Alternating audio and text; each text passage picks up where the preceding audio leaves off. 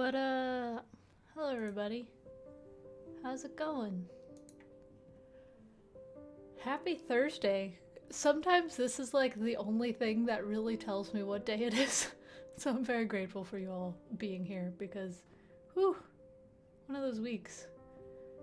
But I am very, very, very, very happy with the fact that the inauguration happened.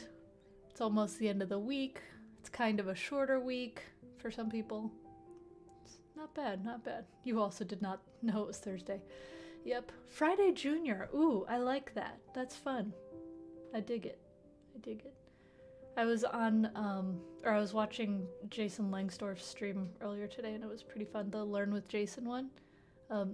I was mostly there to troll, but I also wanted to, like, be helpful because it was talking about like getting jobs and stuff, and so I definitely jumped in and was like answering questions, and then after a while I was like, what if? And then we ended up like spamming the chat and adding boops and stuff. It was great.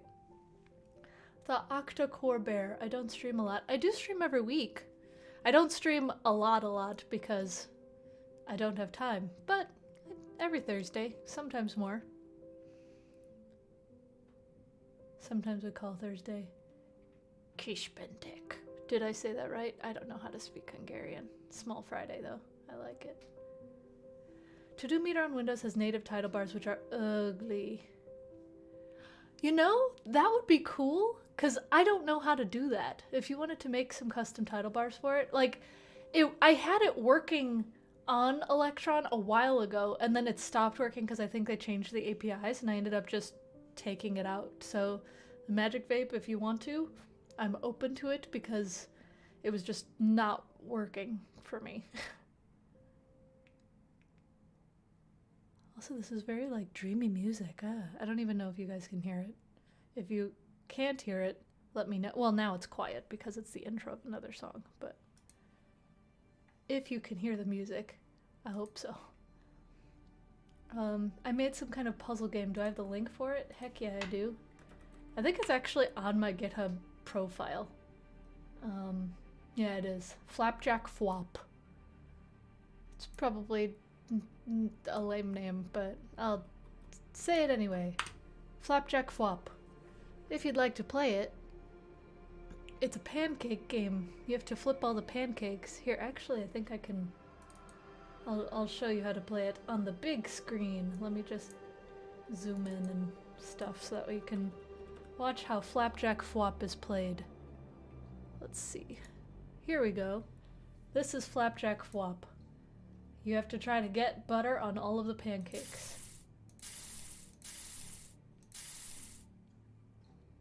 I am somewhat good at it. Sometimes I can get it really fast, and then sometimes I just forget. Oh, look at that! 7! Holy crap! Wow!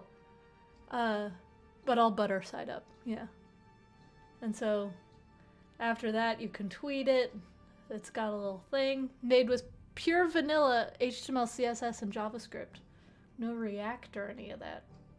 I actually have a code pen where I made the pancakes. The pancakes are not images, they're all CSS. Twitch plays Flapjack Fwop. I did not mean to put you to shame. It just happened to work out, I promise. This music is kind of scary. I'm going to switch it to something more fun. I kind of, whenever I listen to like chill music, I'm like, oh yeah, that'd be good background music, but that one was just kind of spooky. I might have to get rid of that one. I love your setup, it looks dope. Maybe you need some RGB. I've got some RGB like on my keyboard and stuff, but also this is an apartment, and so once I move into a more permanent space, there's gonna be lights and it'll be great. He liked the ominous music, oops. Scary music and Flapjack Fwop. Yeah, it's the most dangerous game out there. Speaking of dangerous games, or not dangerous, scary. I tried playing Half-Life Alyx this past week. And like, that messed me up a little bit. Because it was on the VR headset, and like, as soon as I got the gun, it was a little too real. I saw a spark on the wall and I immediately started shooting it, and Photogabble, thank you so much for subscribing. And Yeah, no, I was just kind of panicking. I was like, there's monsters everywhere. And I think I ended up stopping before I even got to monsters in the game. Because even when there were just like robots and stuff, I'd throw buckets at it. It was cool, but whew, I'm a scaredy cat. When I then had my husband Joe play, and when he got to the monster part, there's a point where like he was shooting at like some monster, and then another one was coming at him at the side, and he had to do like fast reactions and reloading. I was like, I can't do that. I would simply scream and just be paralyzed in fear and let them kill me. I don't think I'm meant for that. It's a very cool game physics-wise though, and like I look at it, I'm just like, this is what technology is. Like it was very cool to try, and I really enjoyed drawing on the whiteboard, organizing boxes, playing with the buckets. But whew, as soon as the gun was in my hand, I was like, no, I can't. Yeah, Propaganda Panda, same. I get so scared. And I used to be better at them, like Last of Us. I loved Last of Us. It was amazing. I genuinely don't know if I could play it now. And I can't tell if it's because of the state of the world or I've just become wimpier with age. Pancakes are what technology is. Yes. Regards from Chile. Wow. Bienvenidos. We could see it in your hands. Yeah, I streamed it on Discord for a little bit, and they said that my hand was just like, I felt it. My hand was straight up like, oh my gosh. Pew. It is a good thing I don't have a profession where I actually need to wield a gun or do anything steady, because that's not good for me. Hello, Paral Universes. Ooh, cool. Hey, is it Rachel58? Raquel? A different way? Let me know. From Bosnia. Oh my goodness. Do I speak Spanish? Si. I don't speak much on this stream though, because it's a mostly English speaking stream, but I can if I had to. My default reaction to a spark is to shoot it. It's true though! I thought it was a monster, and so I had to be ready. And yeah, what can you do? I'm trying to get into mechanical keyboards, but I'm a Dvorak user, so apparently I'm on hard mode. I mean, yeah, you're already on hard mode, but mechanical keyboards are perfect for you then, because then you can program it to Dvorak the way you're used to. That's like easy mode for going that way. You're from Peru, wow. Typical American see things shoot. From Switzerland, oh fun. We got people from all over the world, from Argentina. Saludos from Spain. Where in Spain are you? I lived in Cáceres for a very little bit. Hampshire, UK. Whenever I see something that ends with S-H-I-R-E in the UK, I'm never sure if it's ending in shire or shire or something. Learning developer, what is your learning process? So I actually wanted to touch on that today for the new things in the name of this stream. I was thinking I might try building a Vue app today, because I've touched Vue before like a while ago, solid 3+ years ago. So I thought it might be interesting to try Vue today, since I normally am a React dev. Could be fun, right? The UK also doesn't know either about shire or shire. That's funny. We got people from all over the world. That's so fun.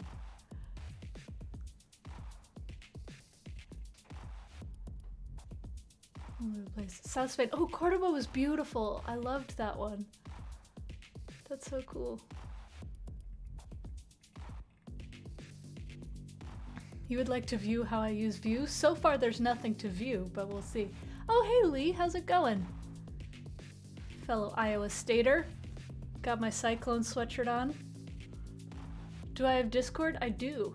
If you're a subscriber, I think if you connect your Twitch account to Discord, you can get an automatic invite to mine. Supposedly it works, and so I've just kind of been letting it happen, but I haven't seen it myself. Or you could do the easy way through Patreon, and that works too. Go State, it's cold but going. Yeah, I know, right?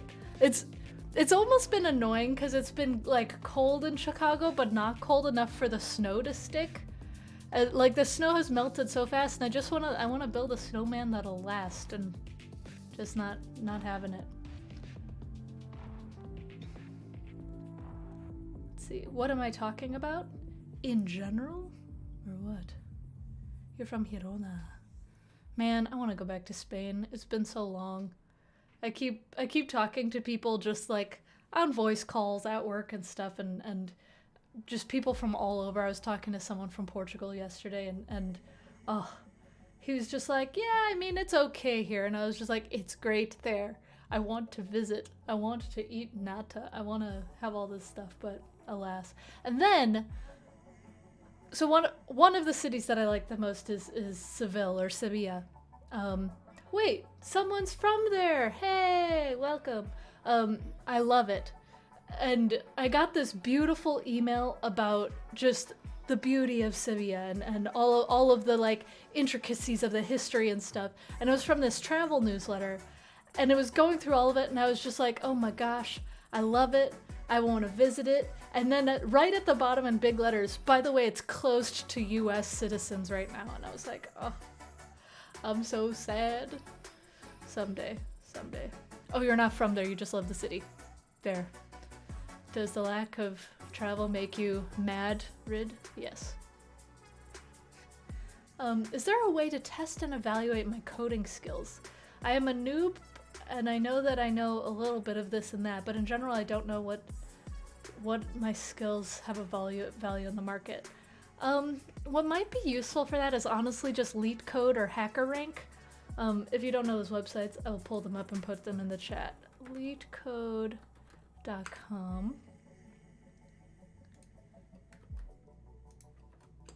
NucleWeb, I remember meeting you in Madrid. Yeah. LeetCode and then HackerRank.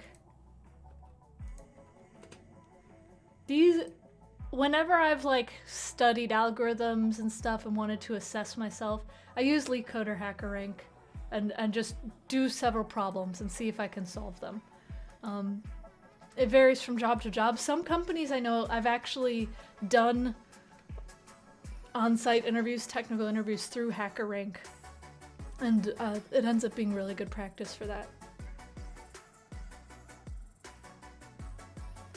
How to learn Spanish remotely?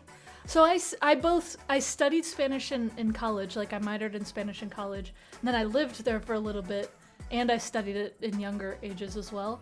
And also my mom's family is of Spanish descent as well. So between all of those things, that is how I picked it up. Oh, thank you so much for gifting subs. I really appreciate that indirectly. Welcome to the crew. Thank you so much.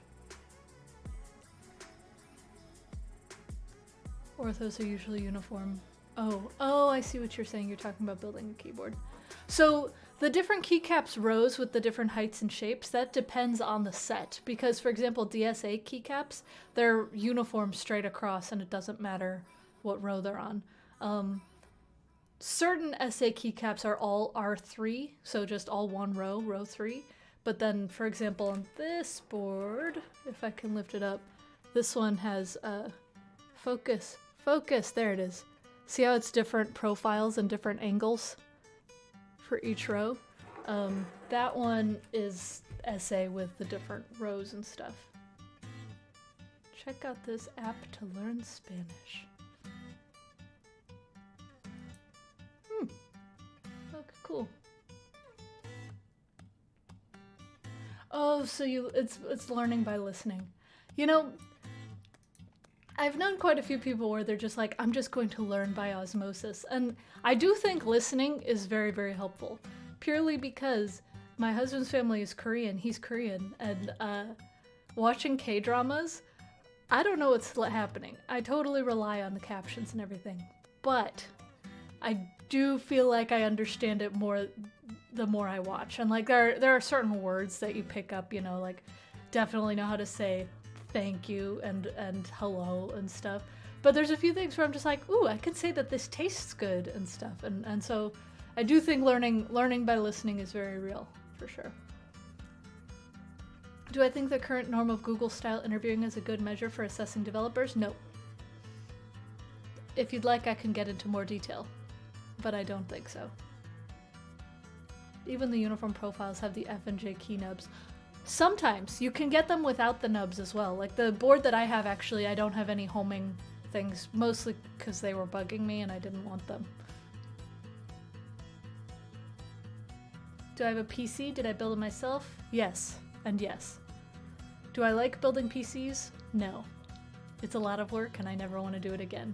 That being said, I think below this video, provided I did things correctly, I didn't do things. Oh, under coupons! If you look at coupons, Artesian Builds, I sometimes raid their channel, they gave a coupon for like up to $100 off down there. I don't get anything out of it, I don't think, but hey, it's a free coupon, so take it if you don't want to build it yourself. Does this stream has a specific goal, or is this an AMA stream? Good question. In general, we kind of just hang out. That being said, typically, depending on how I'm feeling, how the chat's feeling, like the first part is more asking questions, and then the second part is coding. I was thinking for the second part today, I would try building a Vue app for the first time. Or for the first time, like for realsies. We'll see how it goes. I'm still at a boot camp, so I haven't done any interviews, but I've heard scary things. It can be scary depending on the company. I don't think it should be scary, but I mean, you could say that about any industry. Some interviews just end up being scary. Do you want to get more into it? Yeah, so what we do, for example, at Netlify is we have like the initial rounds of like talking to the hiring manager, talking to the recruiter, but for the technical interview, what we actually do is we give everybody their questions they're going to get ahead of time. And so on my team, like we'll give them a PDF and it'll say, hey, we first want you to look at this GitHub repo. This is the task you're going to be doing to the repo. Sometimes it's adding a feature, sometimes it's adding tests, sometimes it's extending it in some way. You're going to build something into this repo. And then after that, we also want you to bring a code sample that you're proud of, that was particularly challenging, that you want to walk us through, that you've written. And then once you've done the part that you prepared for, you go through that, and that's it. That's the technical interview. And if we feel like we need more, then we'll get beyond that. But typically that's been a really good assessment of people's skills.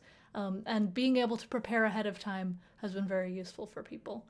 Not all companies do this. I think this way is a very good way of doing it. I loathe the algorithms questions. Like, in some cases, it's useful. I know algorithm stuff because I actually have a traditional computer science degree. Not everybody does. How many times do I use my computer science degree, like the algorithm side of it? Rarely. I have, but it's rare.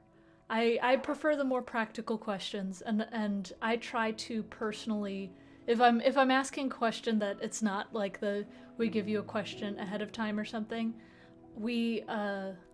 I'll ask something that's as practical as possible, where it involves some kind of API design, building a user interface, giving certain endpoints, that kind of thing.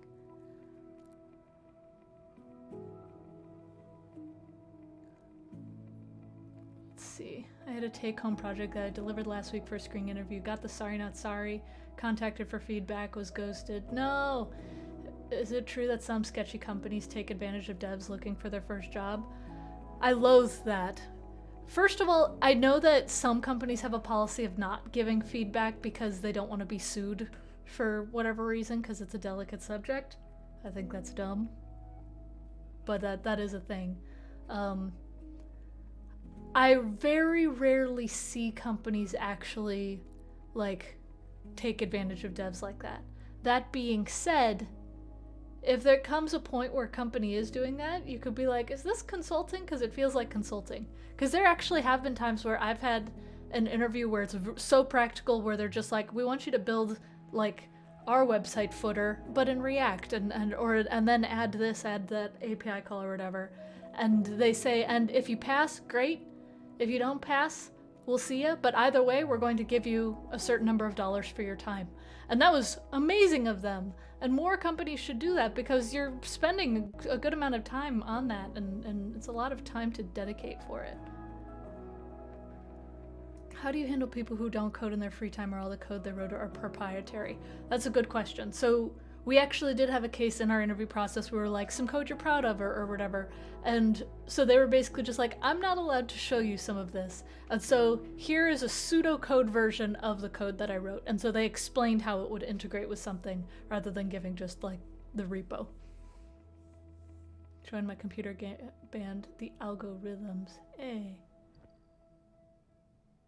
Watching you gives me positive energy. Thanks.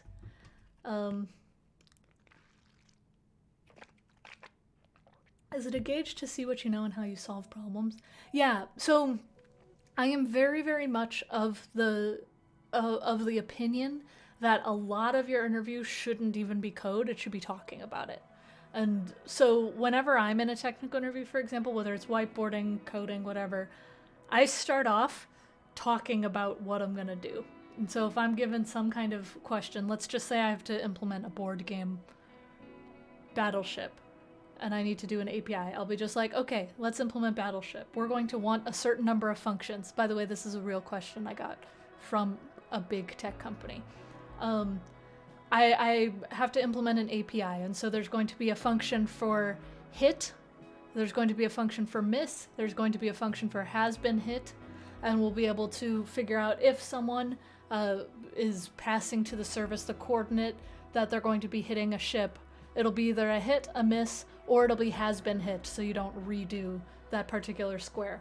And so like that's how I started the interview, talking out all of the functions I was going to implement, the logic behind them. And then after the interviewer and I were on the same page, that's when I started actually writing the code. And so that's what you should do. In general, explain yourself first and try to make sure that the interviewer, it depends on the company. Some companies, the interviewer is literally told to be stoic and not show any emotion whatsoever. I hate that. I try to say, does this make sense? Do you see any flaws with that? And try to like have a conversation with them about it and then implement based on that, and then it's much better. My sister has worked at mostly big companies. She's at Facebook now. She's been at Google, at Apple, and Microsoft, all the big companies. And she's gone through interview training where they've said, we don't want you to know anything about this person besides the code they write. So don't reveal the team that you're on. Don't look at their resume too much beyond the tasks that they've done. Like, it's strict. And that is personally something that I really don't like about very large companies, but some people like it because they're just like, ah, yes, this is the cut and dry way. You do make a lot of money at the big companies, but it's golden handcuffs, so it's up to you.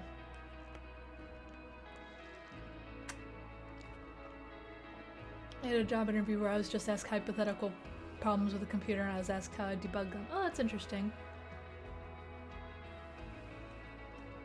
For a work thing, I've been asked to look into how to manage a codebase for multiple clients where each client has unique features or changes that they want, but 95% of the code is shared. Depending on how it works, you could do a separate repo for all of the non-shared parts and then like install it into the repo for the parts that are shared. One of the client projects that I did once was they had this really big site service. I can't say who the client is, but they had this really big service, and whenever they wanted a new product, it had to be its own microsite with all of these different things. And so that new product always had its own repo, but to be a part of the larger system, we basically npm installed that microsite into the product for every different one. Saludos desde Mexico. Hello. Have I ever thought about doing Rust or Golang? I've tried Golang, did not like it. It's too close to C for me, and I am not a C fan. Rust, I'd like to try it someday. Cassidoo drinking is ASMR. Oh, I'm sorry. I probably shouldn't have it right here next to the microphone.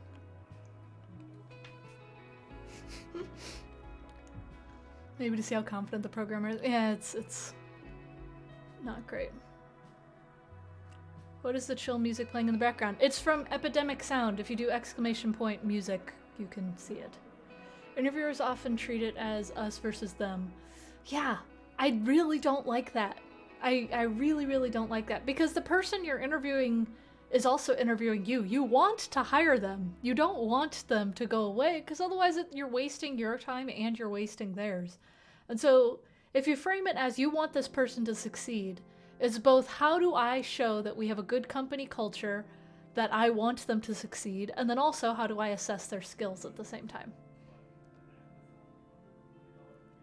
Couldn't see myself doing Golang. Yeah. Yeah, again, I haven't tried Rust yet, and so we'll see if I have the exact same opinion. Oh my goodness. Just dealing with pointers in general, I'm not a fan. And I know you can do some really good memory allocation and stuff, and I know how to do it. I just really like having a language that handles a lot of that for me. Like, ugh. Yeah. Good times. Cassidy started streaming for less than 5 minutes, and 35 minutes later, it's nice to catch you. Hey, welcome. Cursor pointer. Yes. I really want to make, like, a more fun cursor on my computer. I think that'd be fun. I know that on Windows you can, like, shrink and grow the cursor and add colors and stuff, but there's so many options. So I got Tetris Effect. If you don't have Tetris Effect, I sound like I play video games all the time. If you haven't tried Tetris Effect, it's Tetris, but it's like, let's challenge your GPU in every way possible. And so they're just particles everywhere. It's just shiny things all over the place. It's fun, because it's Tetris, but oh my words, it's a lot. And I gotta say though, the cursor is awesome, because it's just kind of like a little firework that chases around your cursor. Tetris on acid? Correct. Yes. I used to do that in high school in the library. Yes. Good times. I just noticed your head whisk behind. Oh yeah, I know, this is one of those like head scratcher things. I almost never use it anymore, but it is like a fun thing to be like, that actually feels good. Scratch yourself.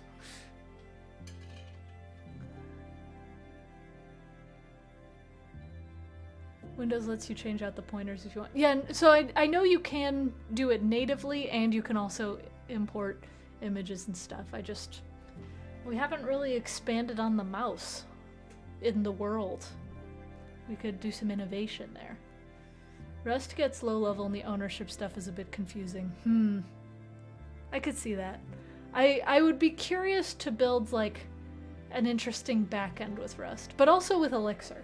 In our Discord, we all got an Elixir book and are slow studying it. I have not started reading said book yet, but I am interested, and I'm going to at some point.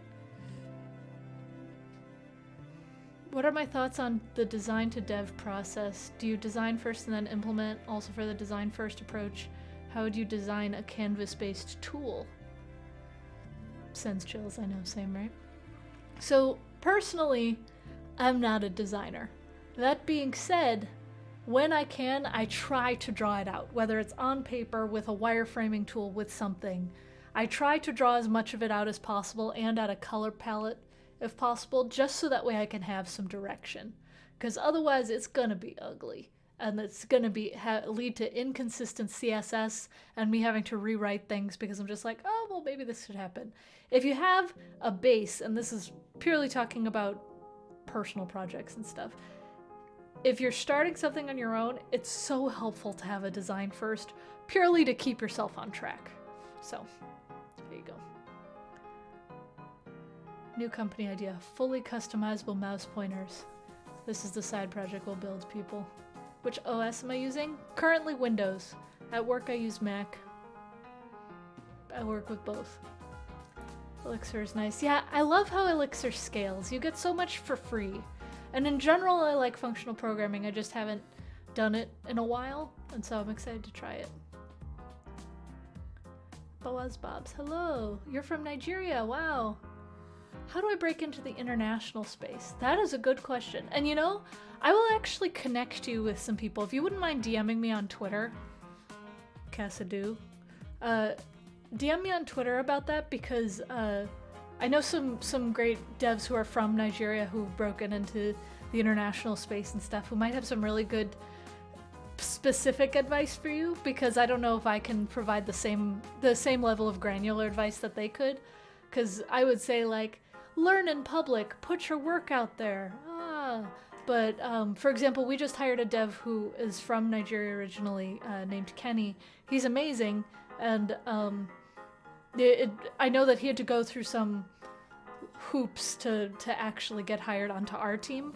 And so he might have some really good insights for you. And I know that, like, his cousin also is a developer and runs a bunch of stuff for developers in Nigeria, and so that could be useful for you. So DM me so that way I can connect you. Did I complete the Rubik's Cubes behind me? Yes, I did. I love my rice ball dessert on CodePen. Oh, thanks! Man, I used to do CodePen so regularly, and I kind of just put a pause as life happened, but I might have to bring that back. I used to do CodePen Thursdays at work, and so I would spend just a half hour making something on CodePen. And it was a really good time. I haven't done that in a little bit. Have I heard of a bump top before? It creates a 3D desktop on your OS. No, but that sounds fun. It sounds like a higher level rain meter, if anybody used that back in the day. That's cool. That's cool. Oh, it requires a touchscreen though. I do not have that. People look up bump top, you can see it. It does look pretty. It looks like what like the original Microsoft Surface looked like. Cool. The Rustlings project is a really nice guided tour of the language. Oh, I've heard good things about that. Sasek, thank you so much. If I could only keep one keyboard, which one would it be? Honestly, it'd be the one that I'm typing on. I love this keyboard. It's, I've talked about it before on the stream, but for a high-level overview, it took me a long time to build because all of the pieces just, I had to source them. And so it has Oblivion. Wow, I almost said Obsidian, but I knew that was wrong. SA Oblivion keycaps, the monochrome kind, and then these red caps on the num row and stuff here are ones that I sourced individually across a bunch of different grab bags to finally get. It took me a long time. And then I got Zelios underneath this. Xylence, sorry. Oh my gosh, so many names. Xylent switches under here, 67G Xylence. And then the case and the electronics I got in Korea, and they very rarely come to the United States, so you'd have to go to Asia to get it. But it's a heavy board too, it's like 4 pounds. I love this board, and so quiet. I love this board. I've kind of worn out some parts of it though. I'm gonna replace probably some of the caps to keep it going, but I like it. Do I drink coffee when coding? I don't like coffee, actually. I like tea, though. Ooh, totally just smacked the mic there. I do like tea, and I like chai as well, but I am not a fan of coffee. Did I build the keyboard? Yes. Is it wireless? No, I unplugged it. My cable is cool, too. Let me see if I can pull it out. It's a spirally cable, and then I've got this connector, which is... There it is. And so what's cool about this connector is I actually have multiple ends to it. So this one is USB-C, but I also got micro USB and also mini USB. And so depending on the keyboard I'm using, I can swap out just that part of the cable so I don't have to go back and unplug it and stuff. I have a setup so that way with my dock I can connect both my PC and my Mac to all the same accessories. And so when I'm streaming, and then I just switch back to work, or if I'm working and I'm switching to streaming, I just have to swap one cable and change the monitor outputs, and everything else is automatically connected.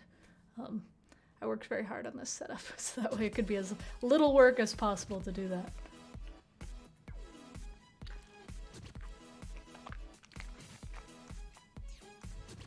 There's been some discussion about web components and their limitations on Twitter lately. I haven't used much web components, but I think that it was something that could have taken off and been amazing, and then they kind of flopped. And I think that they still have potential, but adoption has been difficult. I wonder if mechanical keyboard ASMR is a genre. It absolutely 100% is. What headphones am I wearing? They are beefy. These are Hi-Fi Man's 4EXX, I think. And they're open back too, so like they're not noise canceling at all. This is not something I would recommend for like in public or in an office, but it's really nice when I, for example, want to hear things. Joe sneaks up on me a lot. This prevents me from being too scared. That kind of stuff. Do I prefer to use Windows for coding? I use both. Honestly, for the work that I'm doing, it's almost the exact same experience across OSs now. It wasn't always like that, but now there have been enough advancements and everything that it's about the same experience. Have I ever done freelancing? I have. Not as much dev freelancing as I have other kinds of freelancing, like I'll do a one-off project sometimes where I'll code for someone, but a lot of times like for example, I write the Stack Overflow newsletter, and I actually helped them start it, and that's considered a freelancing project, but I guess it's more kind of consulting.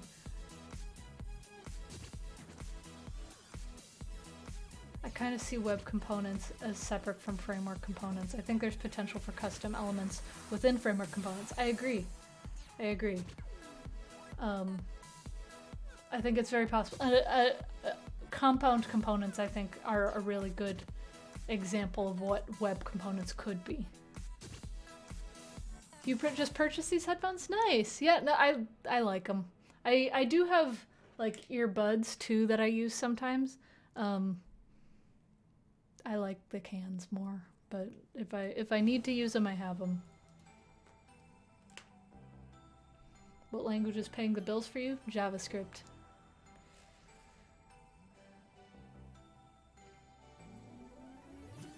I gave up on WSL today. Oh no! I'm sorry. Yeah, it depends on what you're working on. I know like my coworker right now, she's doing a lot of like very deep node things that I don't want to touch right now, and she's just like, the Windows bugs are nasty, and because I have dealt with node bugs on Windows before, I have no intention of working on node things on Windows for now. I'll try it later if I have to, but that seems rough. But hey, games. I started using Prismic. Oh, nice. Yeah, I love Prismic. I am very, very much, I really dig it. I love how cheap they are. I love how easy they are to work with. They're great. Would you use your keyboard in the office? Oh yeah, this is a super quiet keyboard. Like, you can't hear it at all. If I were to turn off the music and type, you could hear it, but you can't really hear it. I always have this one for streaming and when I'm teaching, especially if I'm doing a remote workshop or something. Like, you can hear the slight thunk of the keyboard, but you don't bother people at all. This one is really nice and quiet. Do you prefer the REST or GraphQL API? I prefer Prismic. Depends on how complex your structure is. The stuff that I've built with it, I've been perfectly happy with REST, and so I've just left it at that.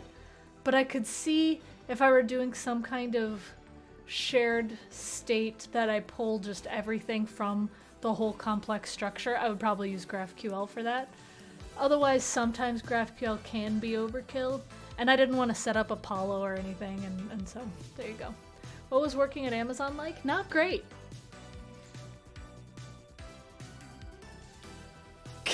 It was fine. I've talked about it on this stream before. It was not the best experience as a woman on the team.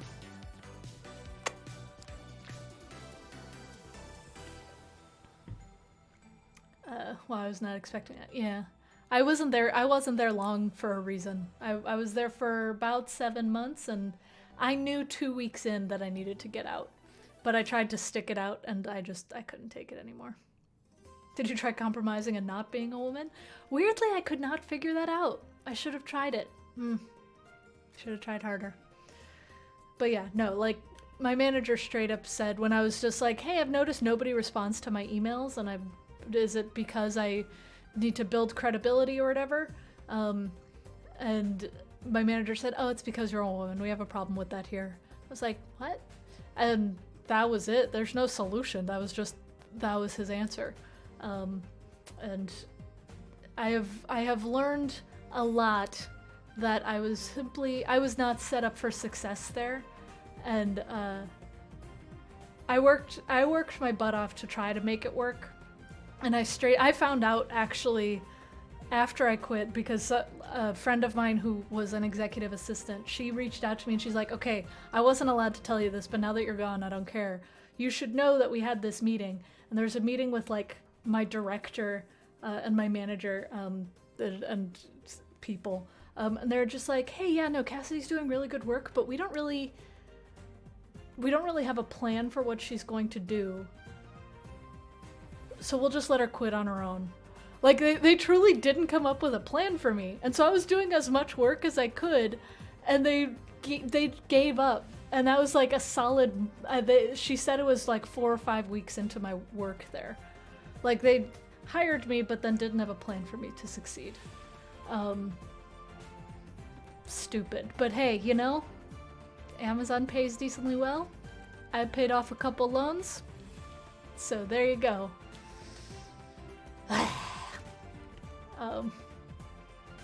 How does it work? I don't know. Were they just not expecting you to do well? I have no idea. I don't know why they hired me. It's on my resume for 7 months. And then I left. To the point, it was short enough where I was like, I don't even know if I want to keep it on my resume. But I've stayed employed so far, so we'll see how that goes. How does it work? It doesn't, I believe, is how it works. Correct. Yeah,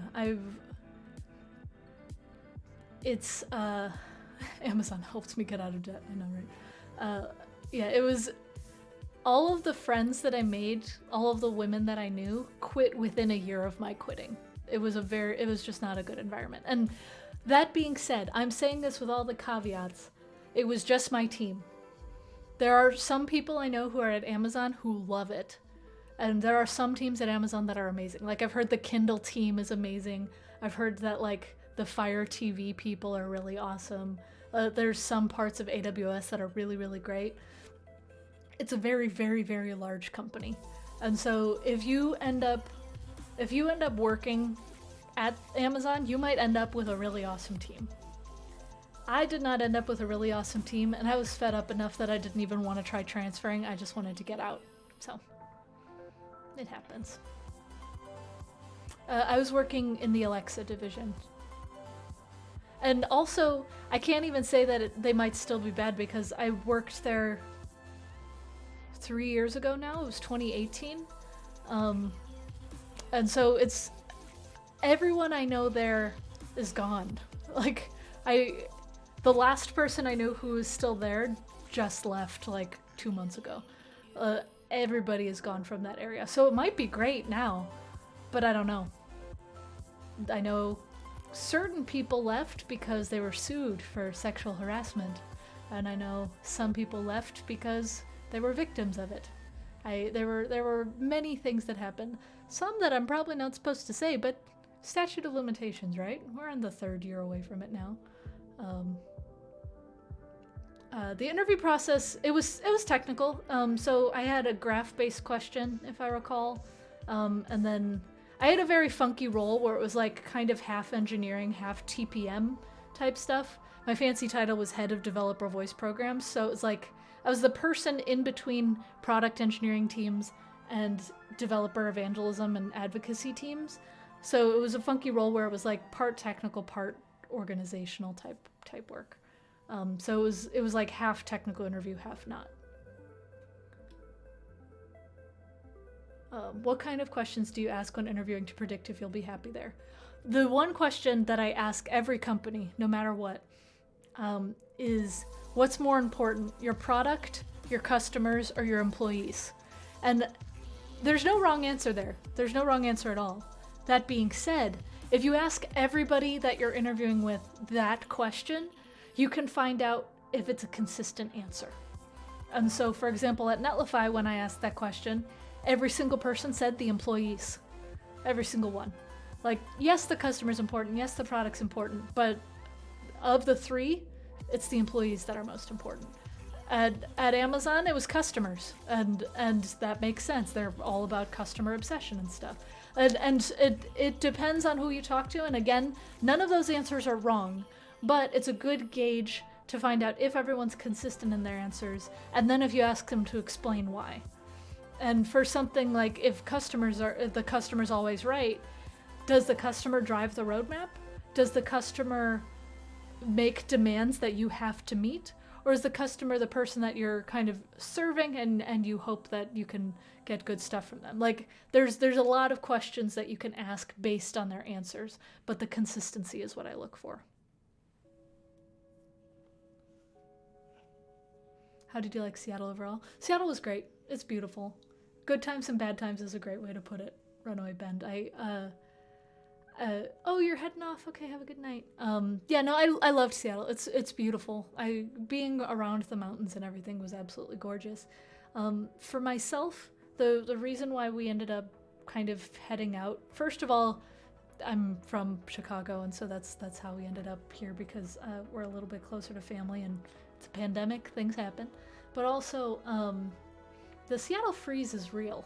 And if you don't know what that is, it's just, you can Google it. It's very hard to make friends in Seattle. And all of the people who I got to know there were people who moved to Seattle. Like, it was really, really difficult to make connections and stuff. Vancouver is gorgeous. Vancouver was amazing. We liked doing road trips up there. As someone from Wisconsin, it was shocking how early no one sold booze on a weekday when visiting Seattle. Yeah, Seattle is a lovely, lovely place, but it's hard to make friends. There you go. If it depends on you, some people are really good at it, some people are not. I'm more introverted, so I struggled a little bit with that. But I respect the hobbyist nature of the city. I love the fact that you can find people interested in a topic, and there will be people in Seattle who are deep in that topic. I got into mechanical keyboards, like, I was into them before I moved there. I got in deep when I moved to Seattle. I helped organize their meetup of over 300, 400 people. I got involved with mechanical keyboard nonprofits. I was so into the keyboard scene, and I wasn't even close to being the deepest person there. I know someone who's interested in bird watching. They met this person who happens to have a daily podcast where they talk about birds and just the Audubon Society and getting really deep into birds. Name a hobby, you can find people very into it in Seattle. And I think the weather, like you said, Deep Roots, the weather is part of it, because if you're at home because it's raining, you might as well work on your hobby. I do think that's what led to that kind of culture. You have to force people into doing things in Seattle too frequently. Runaway Bend. That's correct. Yeah, like, it's just a very common thing for just people to straight up ghost you. If you're just like, hey, did you want to get together today? Nothing. And then later, oh, sorry, I missed this. You didn't miss it. You just didn't want to come. All the time. Which, hey, again, as an introverted person, isn't always the worst thing. Pros and cons. What I realized, I didn't realize how much that affected me until I started speaking more in other cities. And there's this one point, not last summer, obviously, but the summer before, I spoke at 2 back-to-back conferences, one in Colorado in Denver, and then another one in Chicago. And I met so many people who were so friendly. And like, after the Chicago conference, I got emails from people following up saying, hey, it was awesome meeting you. I know you don't live here, but I'd love to stay in touch. And that is my home. That I love that. And that's what I grew up doing, and that's what I grew up understanding. And that's just not something you do in Seattle. And that those two conferences back to back just kind of opened my eyes to the fact that Seattle was great, but it's not what I wanted to that's not what I wanted to be around anymore as much. He went from the Iowa nice to the Chicago freeze.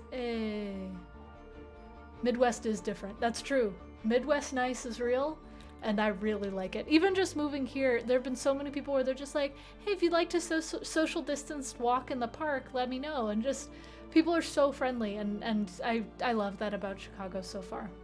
Yeah, well, I went from Iowa nice to Seattle freeze, and now the Chicago freeze is just the weather.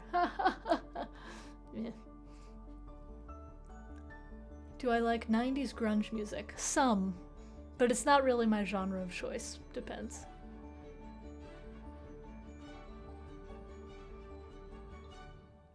I moved to Central Oregon from Seattle, and it was a nice change. I could see that. People in Oregon, it's a fascinating breed. That show Portlandia is real. And everyone I know there, they're lovely people. But man, the hipsterness and like the artistry and everything, it's hilarious to me. I love it. So, as someone from St. Louis who moved to San Francisco, my first roommates looked at me like I was crazy saying hi to strangers. No, I know, I get that vibe. You know, I didn't like San Francisco. I tried to, I appreciate it and I like visiting, but I don't think I could live there again. Lake Michigan in the summer is a dream. Yes, Lee. I love Lake Michigan in the summer. Which city is the best for making friends in your experience? Ames, Iowa, but also, if you don't want to move to Iowa, Chicago's pretty good. It depends on the type of climate you want. Honestly, cities not on the coast are generally friendlier in my experience. I'll leave it at that. You almost went to Iowa State. So close. Do I listen to music while working? Sometimes. It depends on like if I'm in a zone, because sometimes if I'm in like a major zone, I work in silence and I'm clacking away. Sometimes I actually listen to this stream background music just because there's no words, and so it's just like music.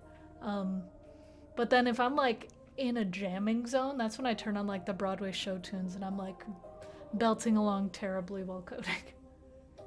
I got that when I moved to Denver, but people love the friendliness. Yeah, no, Denver was so friendly. I really liked it. My one problem with Denver is, honestly, it was just really dry, like the weather. I felt like I was just constantly putting on lotion and wishing that I could not be dry. I like musicals, right? Oh, I love musicals. It's hard to say my favorite. I do like Dreamgirls a ton. I could probably... Dreamgirls I have seen many times, and I know that soundtrack backwards and forwards. Hamilton is a classic. Mamma Mia. Mamma Mia is just fun. Seeing that one live was a blast, because at the end, like at the end of the movie, if you haven't seen the movie, they have like a dancing credits scene, and if you have seen the movie, you know what I'm talking about. It's just people dancing. They do that in the show in real life, and they have everybody just up and dancing. Granted, it was all grand majority old white women in the audience, but I didn't care. I was having a ball. It was awesome. I absolutely loved it. It was so fun. I love live shows. The energy of it. It's so great. So great. I hear Broadway show tunes. Here's my follow. Hey. 525,600 minutes. I did see Waitress. You know, I liked Waitress, but some parts of it I didn't. I like the soundtrack of Waitress a lot. The story I felt kind of meh on. These headphones, what do you mean by drive them? The DAC, I have a DAC amp that's a New Force DAC amp. I don't remember the type of New Force. I'd have to look that up.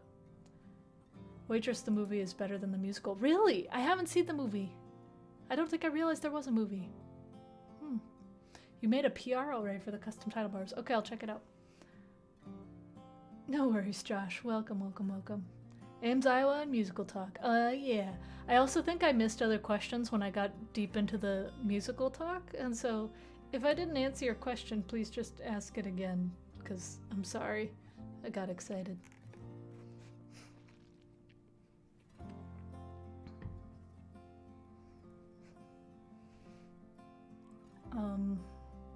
Share my best Spotify playlist. I don't know what my best Spotify playlist is. I have them for like different moods. I have this one that I call it You Tell 'Em Girl, where it's just women belting. I love that playlist. And you know what? I'm gonna pull it up. I think it's public. We'll find out. A waitress movie, but Sarah Bareilles. Jake, I kind of guessed that it was you when I saw the jumbles. I was like, pretty sure that's you. Greatest Showman, the music is amazing. The music is amazing. The movie, the plot, let's be real, I don't remember it very well. I just listen to the soundtrack all the time. Playing the Greatest Showman soundtrack on Beat Saber is a blast. It is so fun. Okay, this is my Spotify playlist, the You Tell 'Em Girl one that I just told you about. I usually play that one on shuffle, and again, it's pretty much just women belting. It is so fun to listen to in the car. How important is it to have an online presence if one is looking to change the job? It's not important, but it can't hurt. So I very strongly think that people shouldn't have to have an online presence to get a job. That being said, it helps to get a foot in the door. I know, for example, last year when my company had to lay everybody off, having an active Twitter presence helped me, but I still had to go through the full interview process. It didn't give me any shortcuts. It just made me easier to find. And so having a social media presence, it can help, but don't feel like you have to if you don't want to. Can you tell me what is I don't know what you're asking, Phalos 10. But in some cases it can hurt. Yeah, that's true. Don't be a jerk and don't suck. There you go. But yeah, I know that like for my Twitter, I know I tweet about technical things, but I tweet a lot about jokes too. And so it's not like mine is indicative of my job performance at all. It's just a greater presence. Stygian Lightning, thank you so much again for subscribing. Wait, what do you mean? Can you tell me what is I minus the opposite of I plus plus? You just answered your question. I'm not sure what you're asking me. Thanks, Fatmoth, for thinking my Twitter's hilarious. I try. What's been great is like people actually pay attention to my jokes now, because I've been telling jokes on there for a very long time and I just kind of accepted that it was for a very small group of people, and I was just like, it's okay, this is my little world. And then people started to pay attention, and now I'm like, I have to be very careful, because even though I didn't say anything controversial, people take things the wrong way, and so I have to add caveats all the time. Good to see you, Stygian Lightning. I'm good. I was sick for a little while, but I'm much better now. Post videos of you storming the Capitol on your second Twitter account. Or don't storm the Capitol.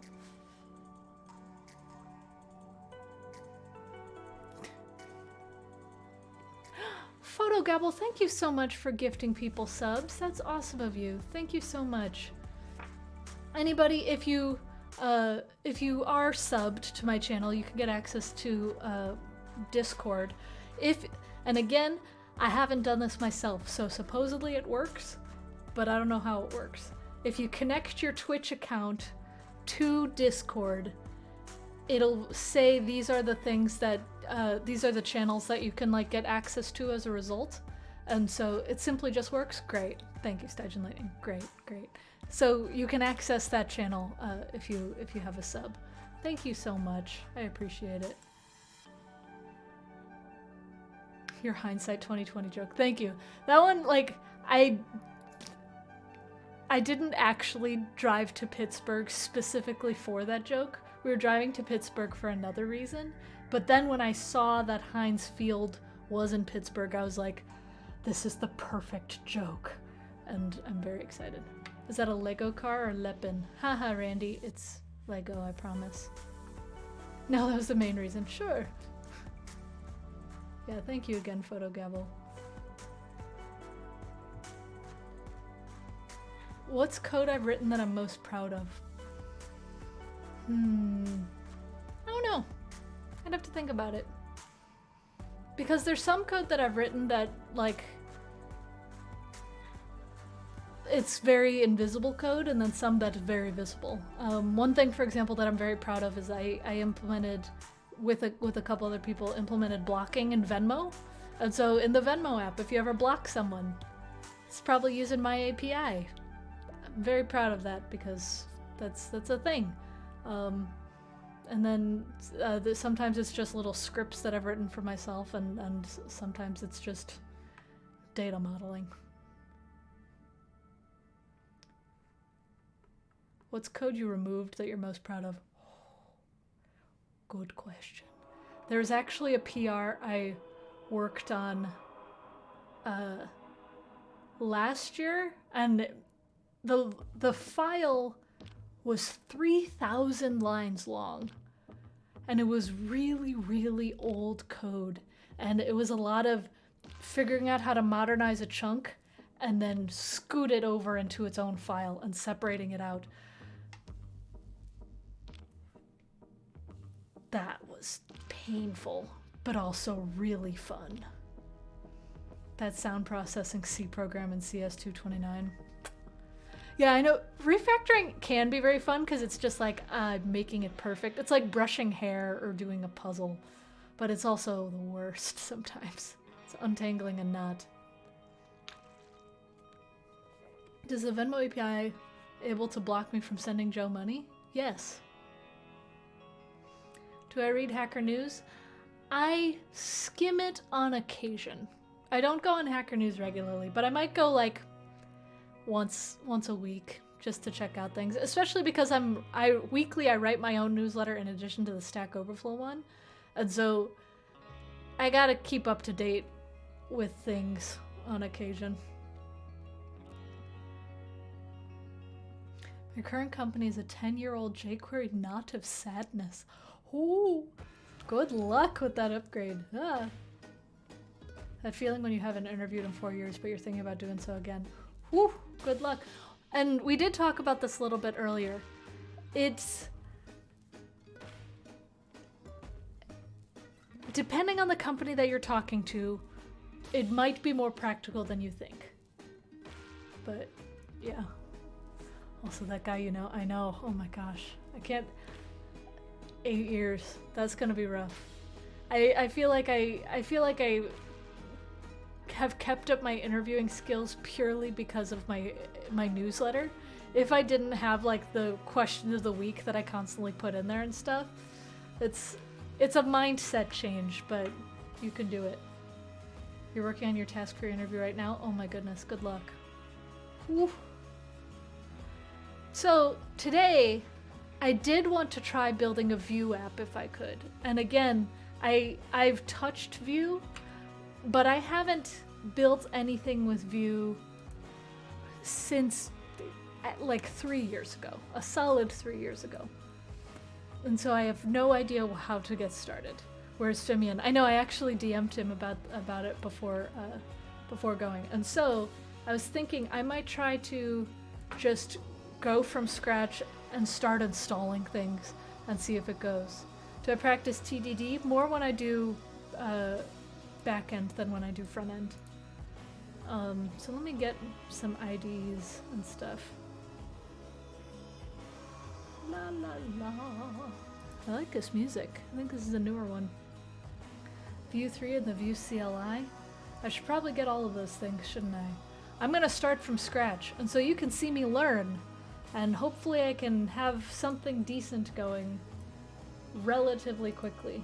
I am nervous because It's really vulnerable just doing this without any direction, but YOLO.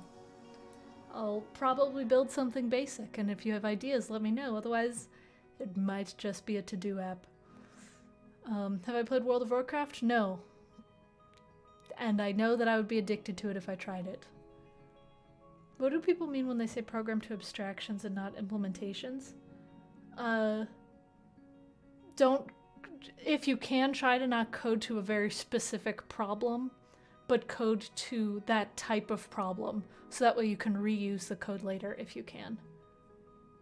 Back-end testing seems easier than front-end testing.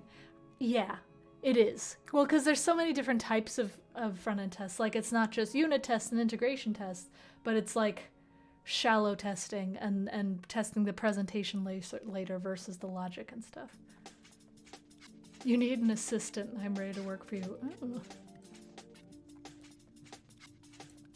I hope chat is not broken for everyone. I'm sorry that it's broken for you. Okay, I'm slowly getting stuff up on the side, and then I'll share my screen. Let's see. I assume I will need the Vue docs, right? And then I'll pull up the GitHub repo, and then I'll have an editor open. I'm gonna start from the very beginning. I mean, front-end code sometimes still has plain idempotent function. Oh, totally. And I think that you totally can do unit tests on front-end code. But again, it's the scope of the different kinds of things you're testing. Like unit testing, I almost only do on utils and front-end utils, but it gets different and stuff as you incorporate other things. Ooh. You just did animation. Oh, that's fun. Okay, I'm gonna play your game on the stream. 1 second.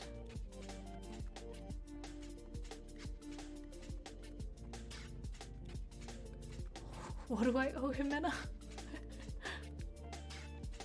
Alright, let's switch over to my screen. Any day now. There it is. Okay. Cool, so let's try this. Your videos are absolutely hilarious. Oh, thank you very much. What machine do I use as my daily driver? This is a Windows PC, and then my work computer's a Mac. Alright, my typographic superpower. Ooh. I like that one and that one.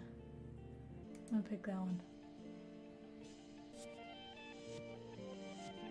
Choose a funky. Ooh, so funky.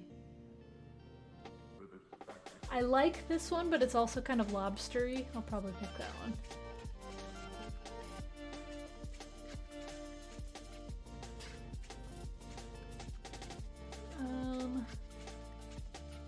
This one's fun.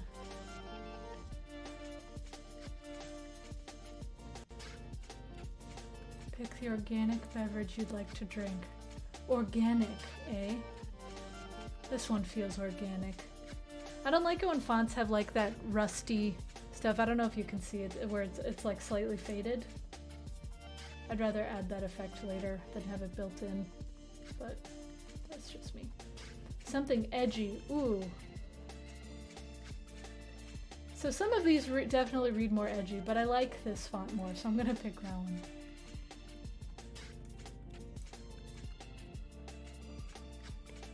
Which switches would you recommend as an alternative to Xylence? Do you want a similar vibe? Or do you want like clicky or tactile or something? Oh, luxury. Okay, luxury. I like that one.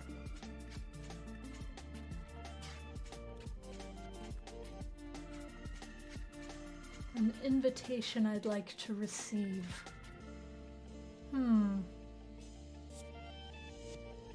This one feels the most calligraphy-ish to me. Ooh, vintage, fun. Oh, I like a lot of these. Oh no, I like a lot of these.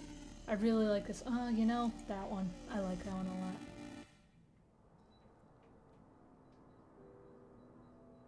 Bit more progression. You should try pandas. Panda switches. Those ones are really nice. Especially if you lube the pandas, then it's such a smooth and like rounder curve and they sound amazing. I think Jimena actually is doing that right now with her switches. Okay, something clean. This one feels clean, but it feels forced clean. I think I lean towards this. Aisha Codes! Oh, hey friend, what up? Thank you so much for raiding. A horror scene that would scare me. This seems like it would not scare me, but I like it. This one seems the scariest. Okay, which font am I?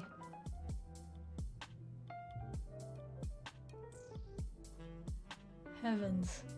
I don't think I'm any of these. I guess I like this one the most, so I'll pick that one. Luxury. Hello, world. My typographic superpower is luxury. That's me. I'm luxurious. Jake, thank you so much for subscribing.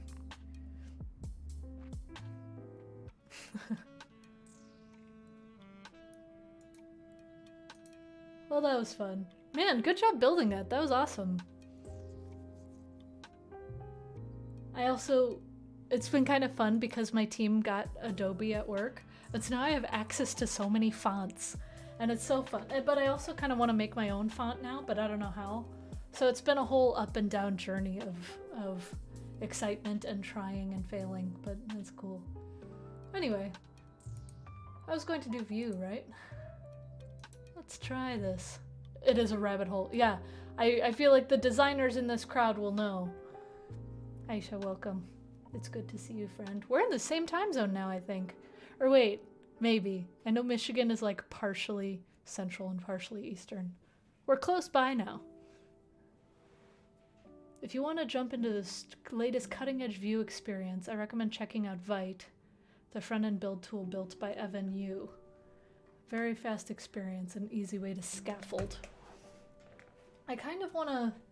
I'll probably do Vue 3, just because it's the latest. I kind of want to do vanilla Vue first, just to play with it. And then I can try Vite and Nuxt and all of those things later on. Okay, get started. Alright. Is there like a create Vue app thing? Hello world example, declarative rendering. This stuff I can read later, I think. I just want to make it work. I could do it in Code Sandbox, but I want to do it locally. This is probably the kind of thing that I should have looked up beforehand, but that's fine. The Vue CLI is CRA for Vue. That's good to know. Okay, so I need the CLI. Great. It has a CLI for quickly scaffolding. Perfect.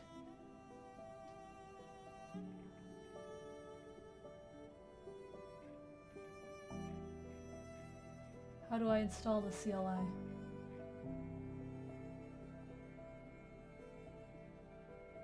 I just want the CLI, people. This is probably a good test of documentation and stuff. I should probably have Ben or Sarah or someone in here. Okay.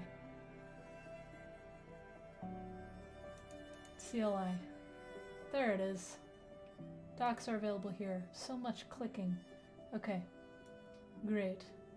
I will install it. Okay, let me open up my terminal in here. Let's see if it just works. Did it just work? We'll find out. Oh, and by the way, one thing that I have in here is called Flossbank in my terminal. If you want to look it up. Flossbank, what they do is they support open source by showing an ad whenever you install something, and then the money from those ads goes directly towards the open source authors of the things that you install. It's pretty cool, and it's all like opt-in and everything, so you don't need to use it, obviously, and you can say like which things you don't want to use, but yeah, if you want to check it out, Floss Bank, been using that one. And it means that you can read something if you don't want to look at the, and you can do like press any key command to show the output, and so I just did that and it's fine, but nice way to kind of casually give back. Don't look at my PR yet. I done goofed. Okay. Yeah, I'll probably won't look at it until after the stream anyway. Okay. Cool. So I have installed the CLI.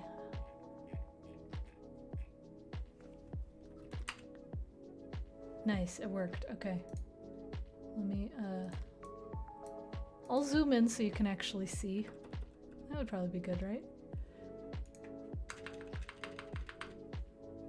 I should also probably move the chat so that way you can see that too. Okay. So it looks like there's help, there's these commands, create a new project. Let's do that. Okay. I have different commands for my different computers, and anyway.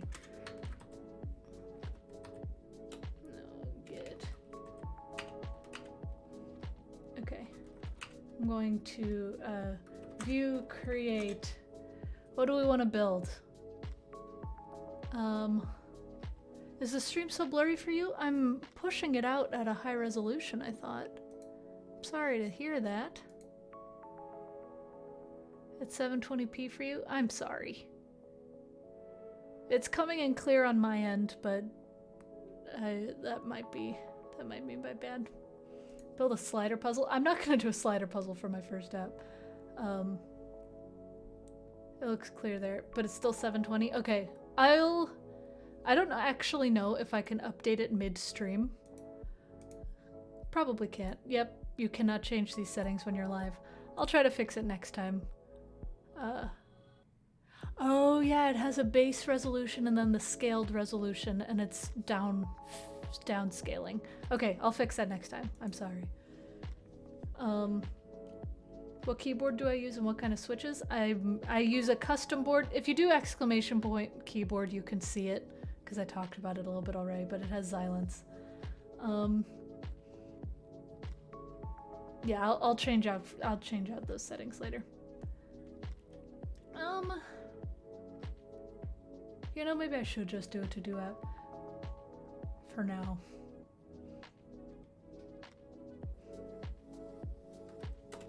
You know what? I'll call it to-do view. Hey, get it? To-do? That's funny. I think it's funny.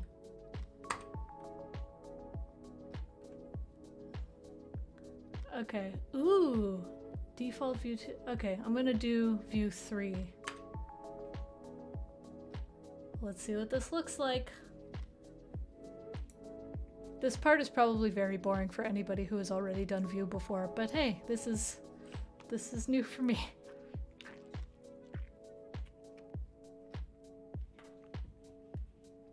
I've played with JavaScript and React before and not Vue. Yeah, so this will be new.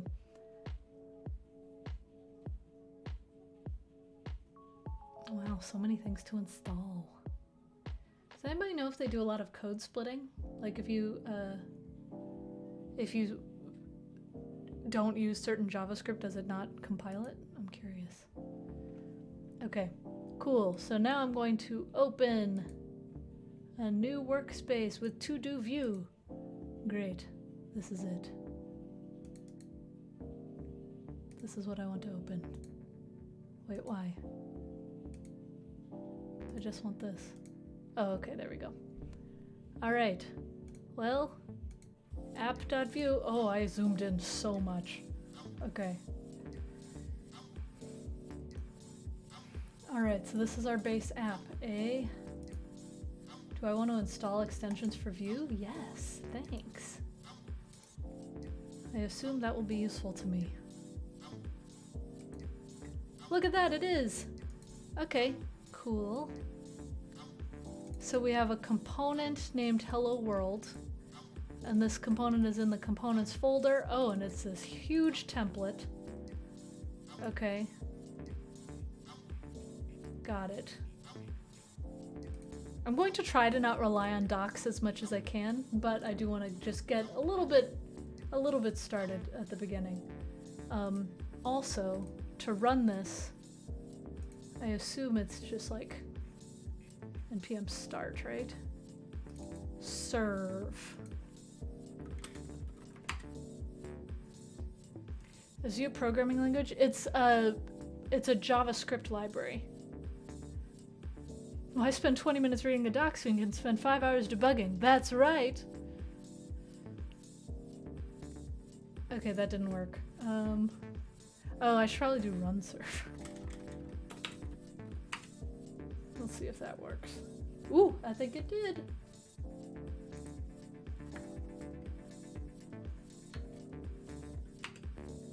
Hey, look at that. Welcome to your Vue app.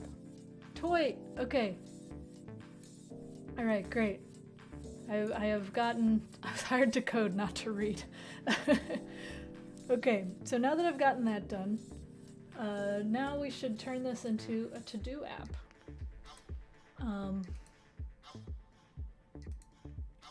Let's see.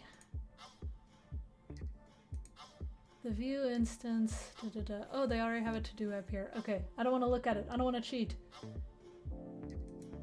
Life cycle. Maybe I should just start building, and then we'll see if I break everything. YOLO. Okay. So let's see. We have this hello world.vue. We don't need most of this, because I don't need any of these essential links, even though they're probably useful to me. Because I don't need these CLI plugins. Who needs the ecosystem? Although it's good to know that there's a Vue router. Okay. So now if I save that... Oh, why is it yelling at me now? Oh, I broke out. Okay.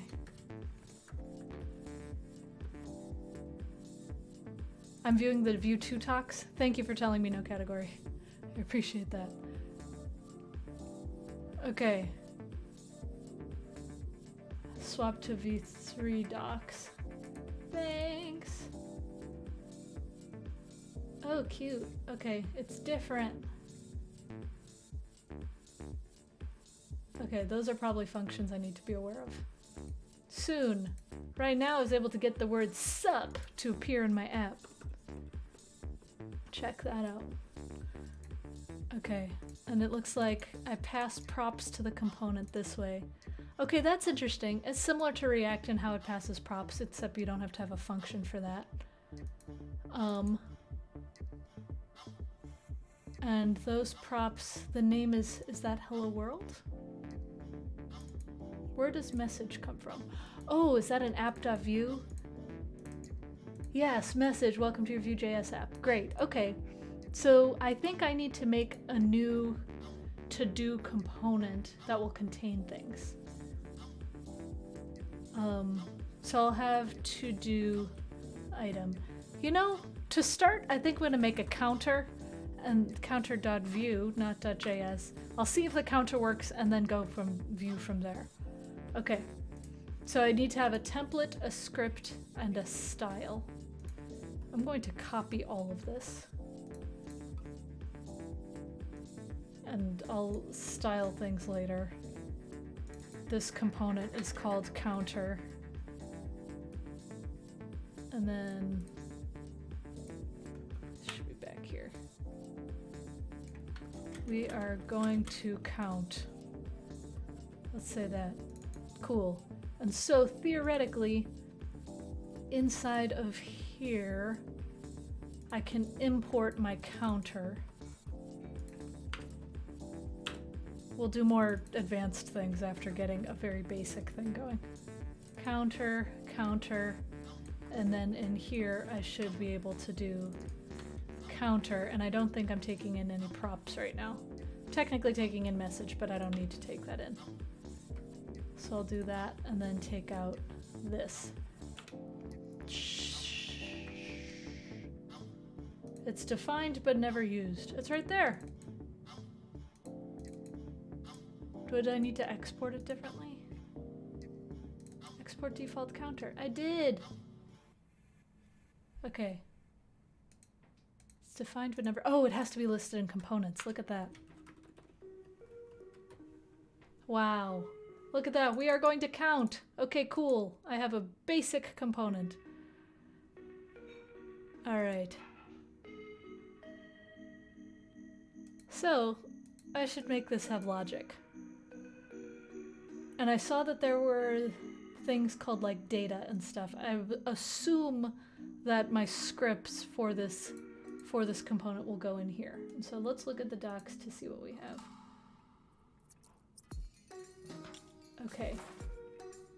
I want to see declarative rendering, sure.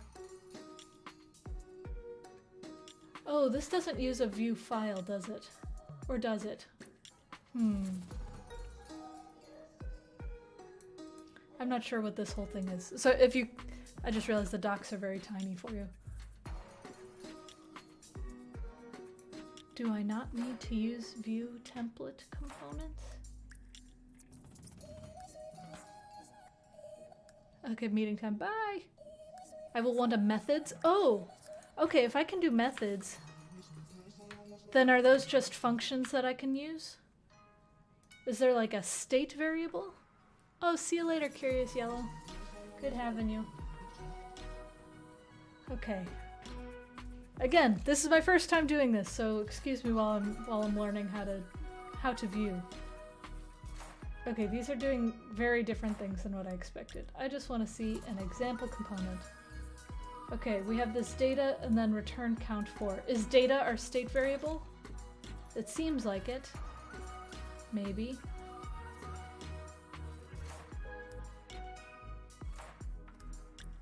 Data is a function. Oh, thank you. Data is the state. Great. Thank you for telling me that. Hey, if y'all keep talking to me, then maybe I don't have to use the docs at all. Okay. So I could do data, and then data is a function. And then I have variables in here. Okay. So if I have a count of 0,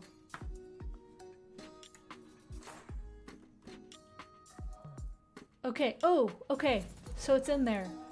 Can I do count?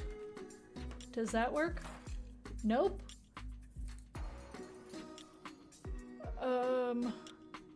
It has to return the object. Isn't it returning the object right here?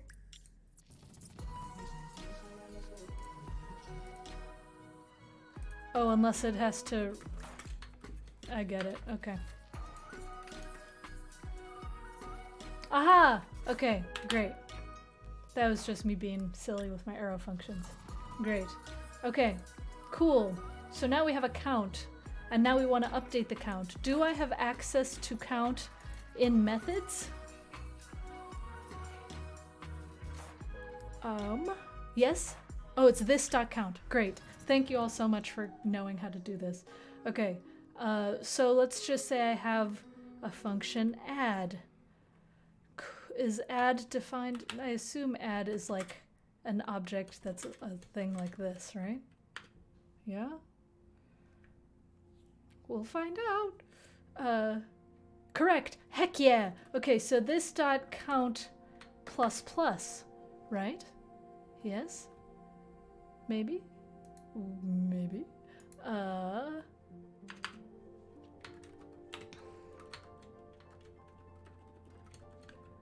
So I could do click me to up the count. Okay, so we've got the button that does nothing. And then could I do on click and then add in here? It might be methods.add. Arrow has no this. Oh, right. Yes, so I have to do the traditional function. Then yes, sure.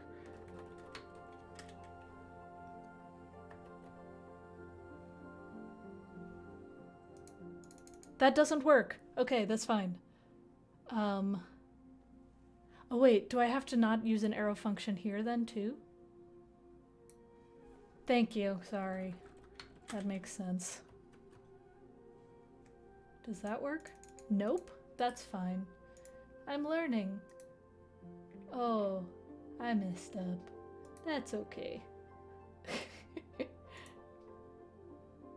Also, I'm also going to get rid of that giant logo because it is really in the way. Bye, logo. Cute. Okay. Cool. So change the on click. It's quotes on the HTML at click. Oh, okay. That makes sense because it's a directive or whatever those are called. Okay. Also not working. V-on click or okay.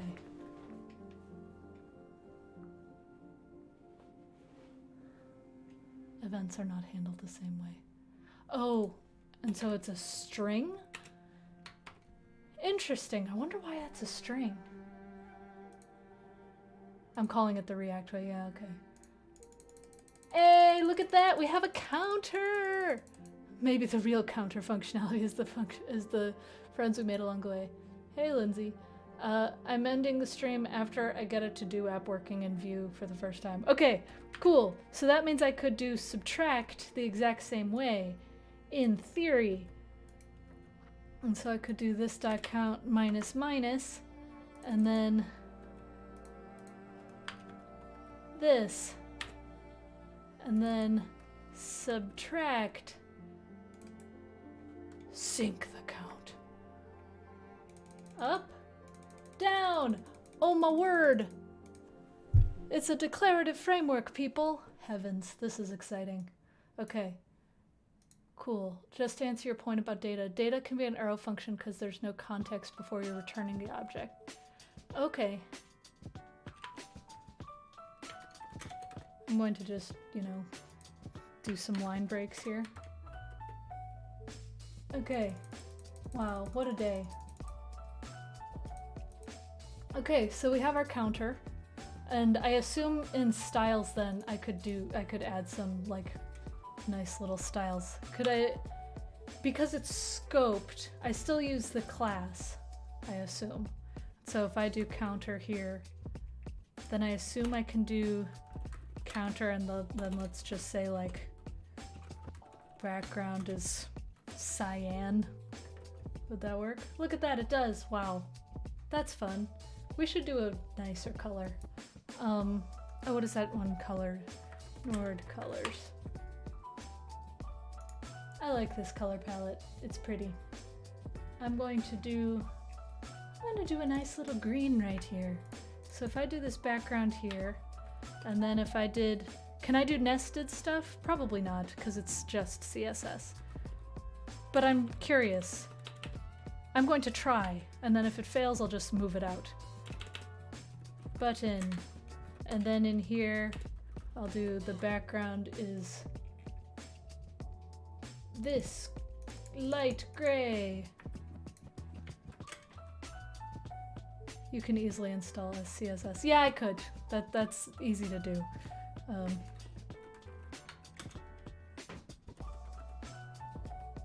It's already yelling at me, so I'm assuming that can't happen. Yeah, okay, that's fine. I just like doing the Explorer style thing first, just to see how it works. Look at that. Okay, that's cute. And then I'll do border 0. Wow. That's cool. Then I could do like... Okay, I don't need to do CSS on this. We're doing Vue, not CSS, but now I know how the styling works. Cool. Okay. You can't do it without declaring lang equals SCSS. Oh, that makes sense. That makes sense. What was that palettes website? This is called Nord theme. Here, I'll post it in the chat. It's just a nice, like, if I ever need a quick color, I just grab it from here because it's cute. Okay, so now that we have that done, let's make our little to-do app, shall we? Prince, hello! Check the class in, oh yeah, scoped. Got it. You don't have to do method name as function, you can just do method name. Oh, so I could just do this and this. Look at that. I'm learning Vue. Okay. Great, thank you for that. And so could I do the same thing with like data? Or no? Will that break everything? No, it works! Wow, amazing. It's like I know JavaScript. Okay, cool. So, that makes sense. I think I can build a to-do app with this kinds of concepts, right? Feltron, thank you so much for subscribing. This was nice and clean. Okay, I get it. All right, let's to-do now. I'm also going to get rid of this because that's big. Okay. New file, to-do.vue. Oh, that is funny. Okay. It's probably not that funny, but I'm having a good time. Okay. So, in to-do.vue, first of all, I want to have an actual, I think this will be the outer thing, and then this will be the list of to-do items. Cassidoo learning view. Am I going to use any routes? I don't know if I'll be Stygian Lightning. It's good to see you. See you later. I will probably not use routes at this point because I'm learning how to use Vue from the ground up, and so far I've gotten clicking to work. So might need a little bit of time before we go. Okay. So for structuring this to-do list, I'll probably want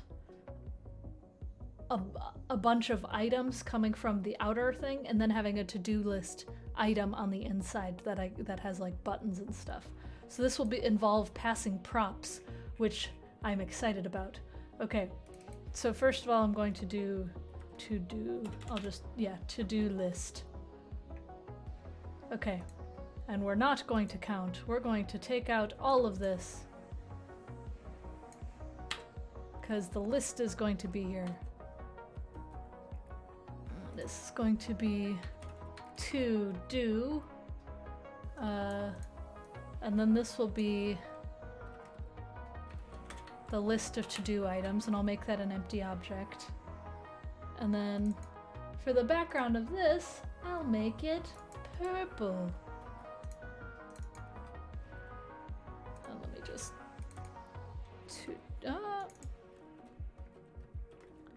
okay, I'm not going to add any styling beyond that, just to keep it clean at first. If you want to go deeper, you can think by adding a store. Okay, sure. And also the list should be an array and not an object.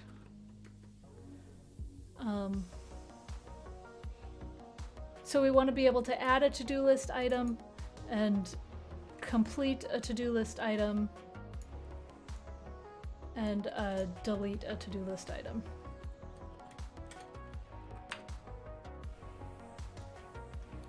And then these methods will be passed to each item that we put in. Okay, cool. Great. First, let me actually add this to my app so that way I can actually see what we're doing. Okay, we have our counter, and then we're going to have our, I'm gonna actually put it on top. To do. And so I have to import it here. I'm learning. To do, and then to do.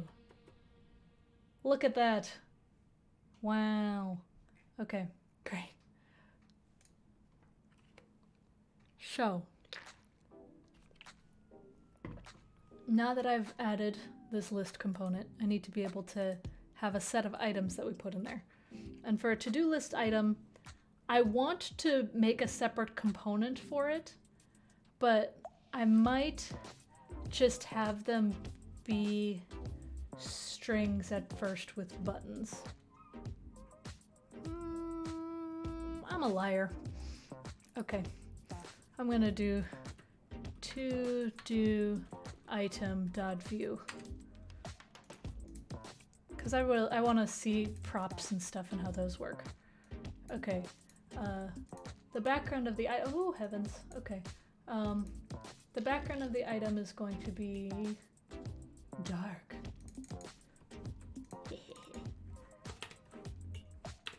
And then I'll make the color of the font something light.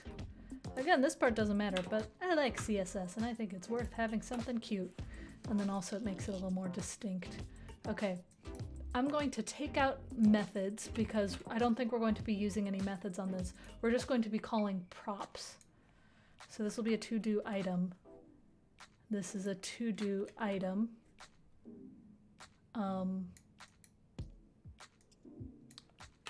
I don't know about, okay, this is where I'm gonna have to learn a little bit.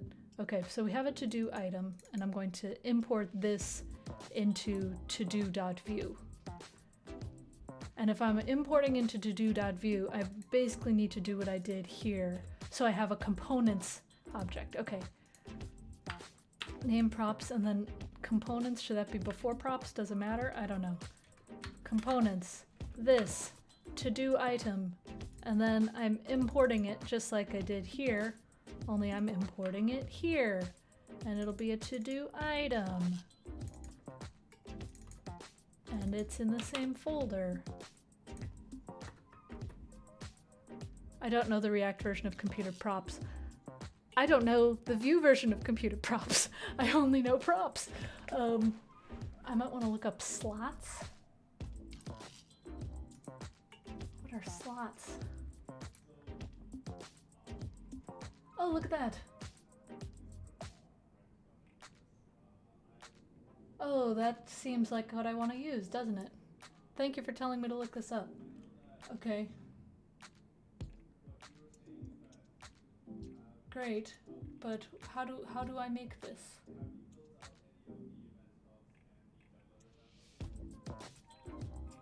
What makes you a slot? Okay, I understand what a slot is, but how do I make it? Okay, we have the data, it has the items. Oh, and there's a template. Oh no, we're replacing that. Okay.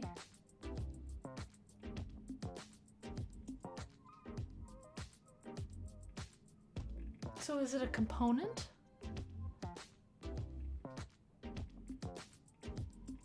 I know you say don't go for slot now to advance, but now I'm curious. I define it in the same template?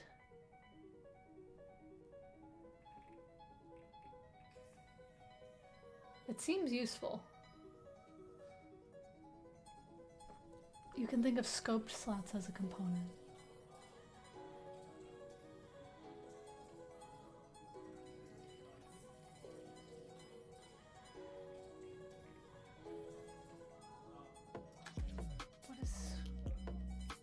This is starting to get deep into things that I don't understand, which is fun, but slots are a tad over the top for this.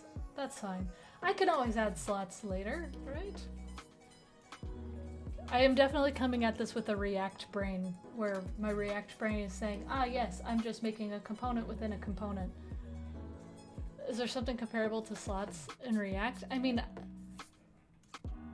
presentational components that don't have states. That's what I would say.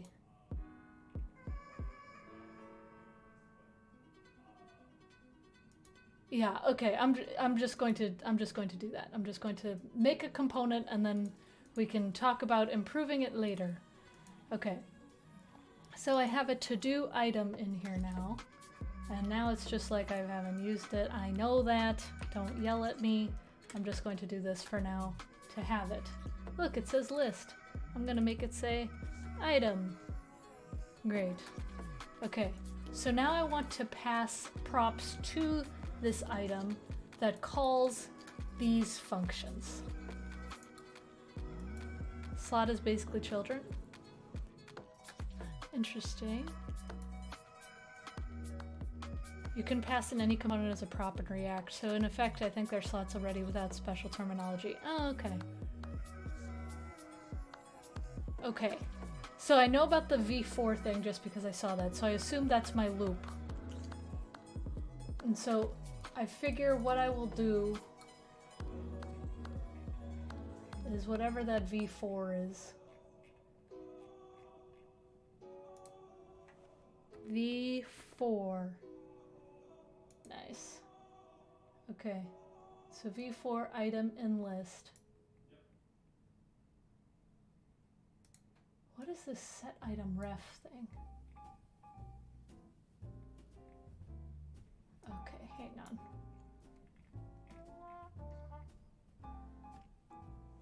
Don't worry about ref. Okay, I won't. So I could do though, like this, the v4 item in list. Ah.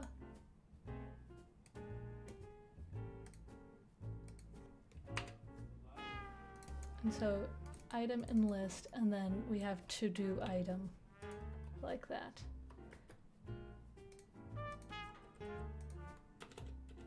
Why are you yelling at me?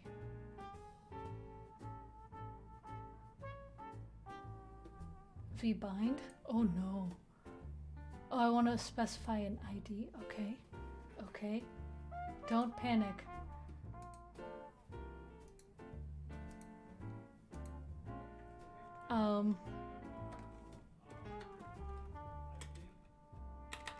Okay.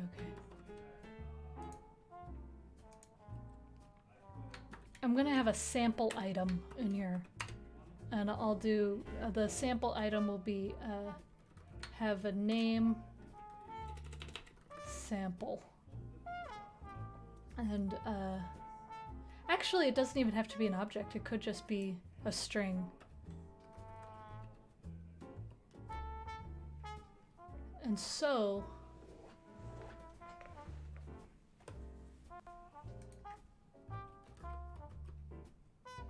oh no. Okay, I'm going to read the chat because you all know more than me. For performance reason, you'll need a key, vbind key. So do I do a vbind right in here?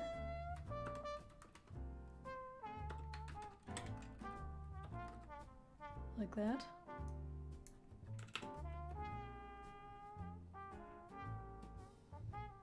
Oh, vbind colon key. All this syntax. Oh no. Okay, 1 second. You can use v4 directly on the component. Oh, that's good to know. Okay, I'll figure that out later. See you later, Josh. Just connected. I'm trying Vue for the first time.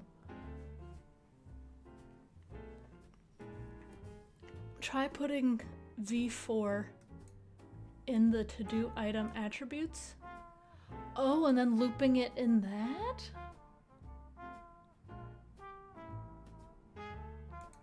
So can I just do this?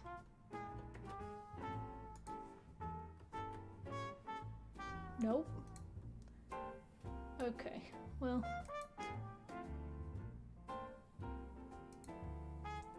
v4 item index key index. Oh, okay. Sure.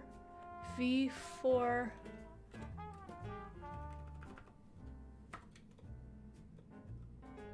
Wait, but what about list?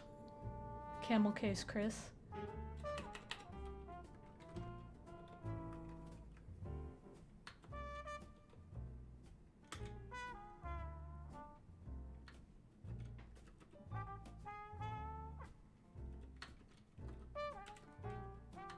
So I do it at the top one? That feels like things are very wrong.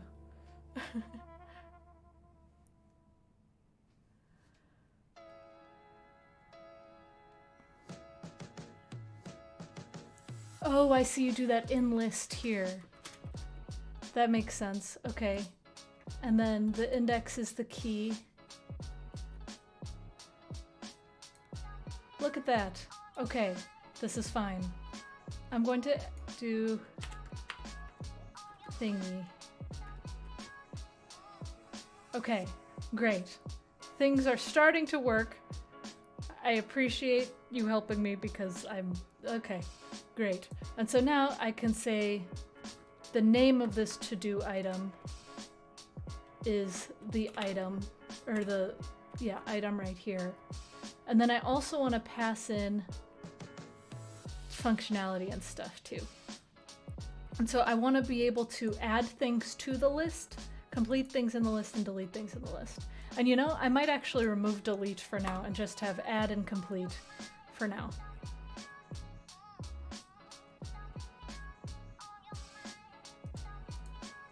Oh wait, so I can put all of this just on to-do item?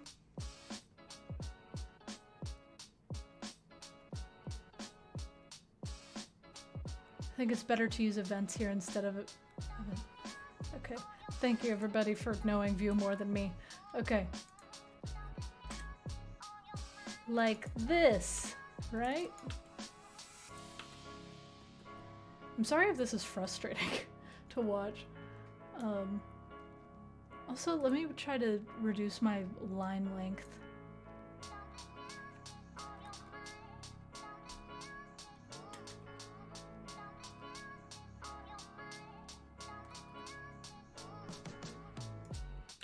Let me do 60 on here.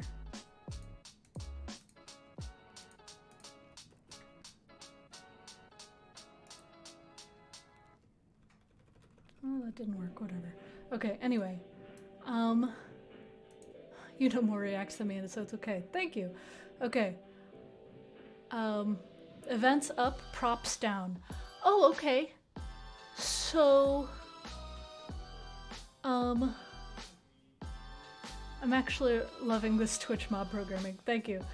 So are you saying, when you say that events up and props down, should I have these events push up from the to-do item component, and that will affect the list? Yep, from the child. Okay, interesting. This is different than I expected, and I'm into it. Okay, so I would add methods to do item. But I have to listen. Okay, yeah, that'll have to learn. Banging head is replaced with chat help. Like, yes, I'm very appreciative of chat here. Okay, so in to do item, the props that I get are the name, which I see that in Hello World. We got this props, which the message is a string. So I want to do the same thing, but the props, oops, I just copied the whole thing. Instead of the message, it's name. Although, if this says name, will that break something? I hope not. If it does, it's learning. Don't yell at me, please. Oh no. Is it because it's empty? Okay, that's not what I want, but it's something.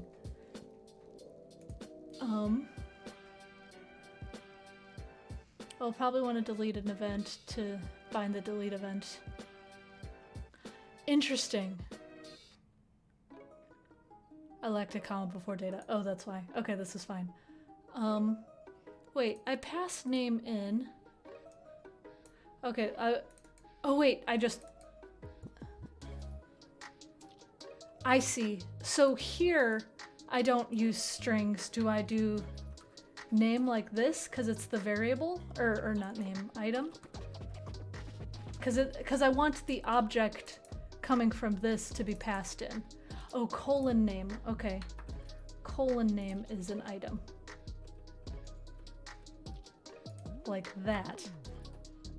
Look at that sample thingy. Ah, okay, great. Interesting. Colons, am I right? That's fascinating. Okay, cool. I get it. Okay. Without colon passes, it passes the string literal. Okay, good to know. The colon is shorthand for be bind. Oh, okay. Thank you all. This has been great. Okay, so now we have this to-do item. Look at that. I'm actually going to make the padding 5, and then I'll also do margin 5 pixels too, so there's some separation. If I can type the letter P, oh my goodness, okay. Look at that. Okay, great. So we've got a to-do list with sample items. And what I want to have in each item is a button, and we'll slash button. Oh, this one, I guess the button will be just like, done. I'll add an icon for that later. So we want to be able to click done, and that will remove it from the list. And I'm keeping it simple right now. We can do all kinds of cute stuff with it later, but this is the simple thing I'll start with. Okay. So, do I like real force keyboards? Yes, I have one. It's nice. I never realized watching streams like this is my jam. Thank you. Okay, so now that we have the done button, we want to take that event and push it up to the parent component. And that parent component will say, hey, list, remove that item. I'm guessing. So I also am going to have to add a new item, which that shouldn't come from to-do item though. That should come from here. That could be an input. And then input type equals text. I'm not going to add things first. I'm going to remove things first because that is a whole other can of worms. So let's delete things. So I want to have an on-click function here, I assume, that deletes stuff. But it sounds like there's something called emit. Let's see. You're able to emit a delete event with @click. And so is delete just a special name? Does it just work?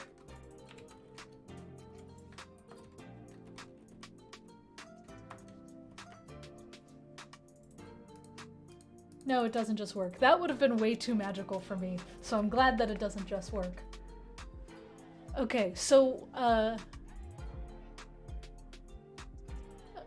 glad that so it's just a string. Oh, I see. So this is emitting a function, and is emitting it passing that to the parent, or is that a function that's called in this component? Oh, the delete method. Okay. So emit passes this event to the parent, and then the parent has a delete function. Bubbles up. Heavens. Okay, that's cool. That's neat. I generally get that somewhat. Okay, so that means the delete method should be on the parent. No? No. It only bubbles up once? I mean, that's okay if it only bubbles up once for this particular case. Also, sorry, my work computer is on the side over here and it's kind of freaking out right now. Let me just plug it in. I'm not even using it and it's just like, my battery. Calm down. Yeah, diva. Okay. There we go. Almost done. Okay, cool. Work computer's closed. Anyway, back to this. Parent list is for event. James Q, quick! Thank you so much for being here. Okay, for those joining, hello, welcome. I'm learning how to write Vue for the first time. So I can now do bind @delete some method on the component. And so I assume I do that here. Or not here. I do that up here, and I do @delete. Like this. Great. Okay, cool. And then in that case, then I could be just like remove item is what I'm going to call it for now. Also, I wish I could make my line length shorter, but for some reason my editor is not obeying me and I'm used to it. Okay. So after data, I'm going to need methods, I'm guessing. Blind Cuervo, thank you so much for gifting subs. I really appreciate that. Okay, and so we're going to have a remove item method.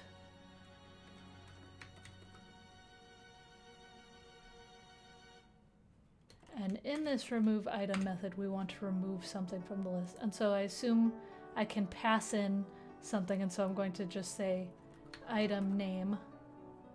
Oh, methods, no, okay. Got it, thank you. That was me copying data when I shouldn't have. You can, no, yeah, that's the thing. Calm down. I'll just do. It's a very strict linter. I know that I can line wrap, but it's not listening to my preferences, and so I'm not sure why. React feels a bit closer to JavaScript core. I've always felt more comfortable with React. Yeah, I'm very much a React dev, but this is interesting. Yeah, because I have it at 60. I even want to have it closer to 50, but it's not doing it. So, what can you do?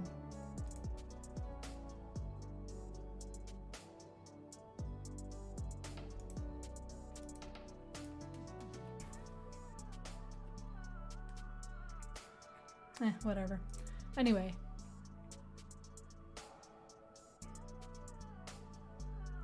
Let's see. Remove item index. Oh, I see. So that's how you pass it in.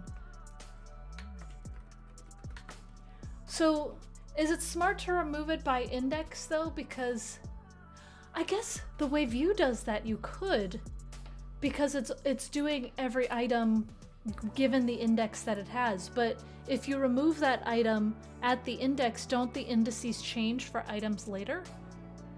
Or is it just that smart? Because if it's just that smart, that blows my mind. Otherwise, I was just going to do like a name check. It's just that smart? Dang. Whoa. That's very cool. That is very, very cool. So I could just do the JavaScript removing something from an array, which I totally know how to do without Googling.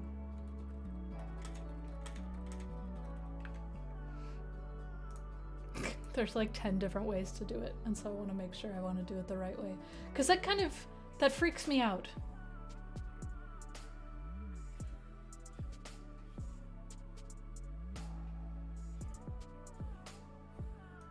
Okay, yeah, splice.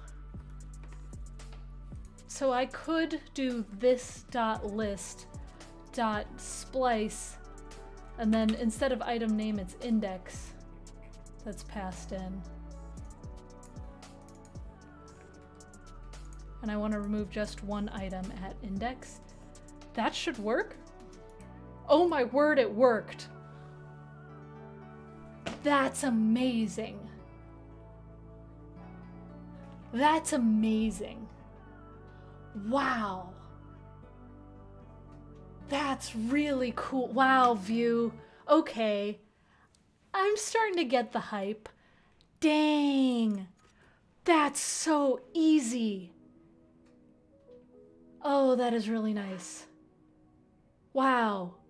Okay, well let's add something to this. Okay, that was really cool. Okay, so now adding something to the list. Are there any special bindings and stuff that I have to add something to the list? Because I want to get the input from this text and add it to the list items. Because that's crazy how easy that is. Wow. Okay. vModel. Oh, look at that. vModel. I'm going to look up vModel because everybody's talking about it. That seems to be the hype thing to look at. vModel. Wait, why is this breaking? I don't want it to break. Oh, that's because of changes. Okay, that's fine. I want 3.0 syntax because I'm modern. Okay. There's a vModel and then key up enter. Oh my gosh, that's easy. So vModel is what I add to the list. This is the best ad for Vue I've seen so far.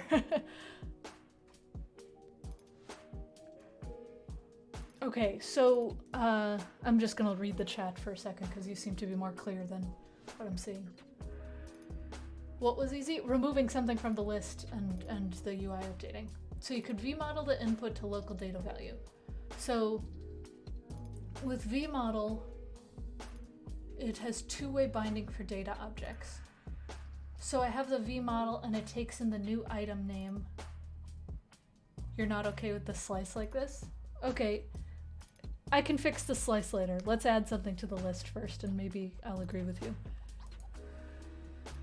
Okay, oh, it just straight up binds the value. Okay. So vModel is equal to a string, I assume, and then that string could be new item. And then I assume that I have a function that I can pass new item to add it to the list. You can try 3 items and delete the one in the middle. Yeah, exactly. Yep, but it must also be declared in the data object. Oh, I see. So even though I get it, okay. So it's not just about the string, it has to be a state variable. Okay. Why do I say this? Because in Vue 2 it didn't work. Oh, okay. New item is not defined. Bruh.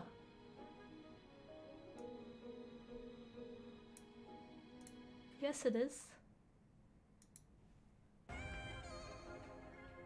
I need a default. Oh, I see. It can't just be null. Okay, that's fine. Well, and now the entire thing doesn't show up. Well, that is not ideal. Okay, there we go. That was probably just something wrong. Okay, so you can't just have a null item as a state variable? I guess you could explicitly define it as null. And that makes sense for like TypeScript style folks. To explicitly set things and just not have them be defined. That adds a certain type safety. So I understand that and I vibe with that. Okay, sure. Okay, so now if I do that, I know that new item is equal to wow. And so it's always been that with Vue? Sure, that makes sense. That type safety makes sense. So theoretically, I could have an add item function. And then in add item, I could do this.list.concat this.new item.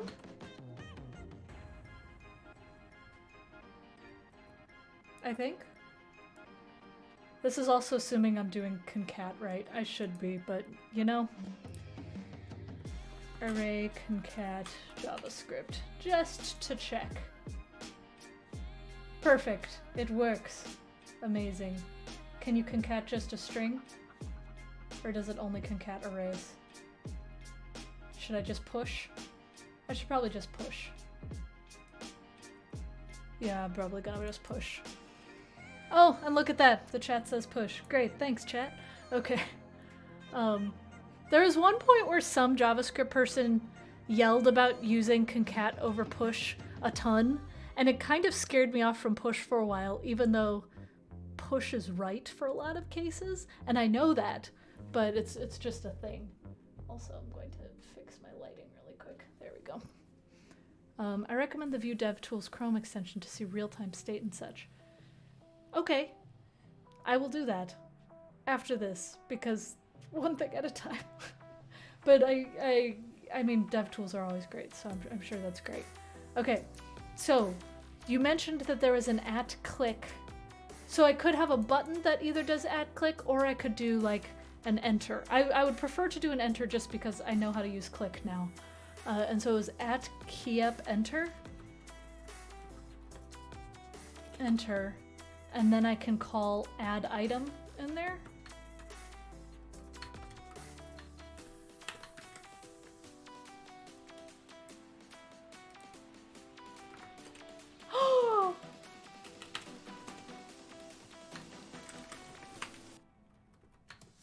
Oh. Wow! Look at that! Okay, now we'll see if the splicing works. Oh my gosh, it works. It works perfectly.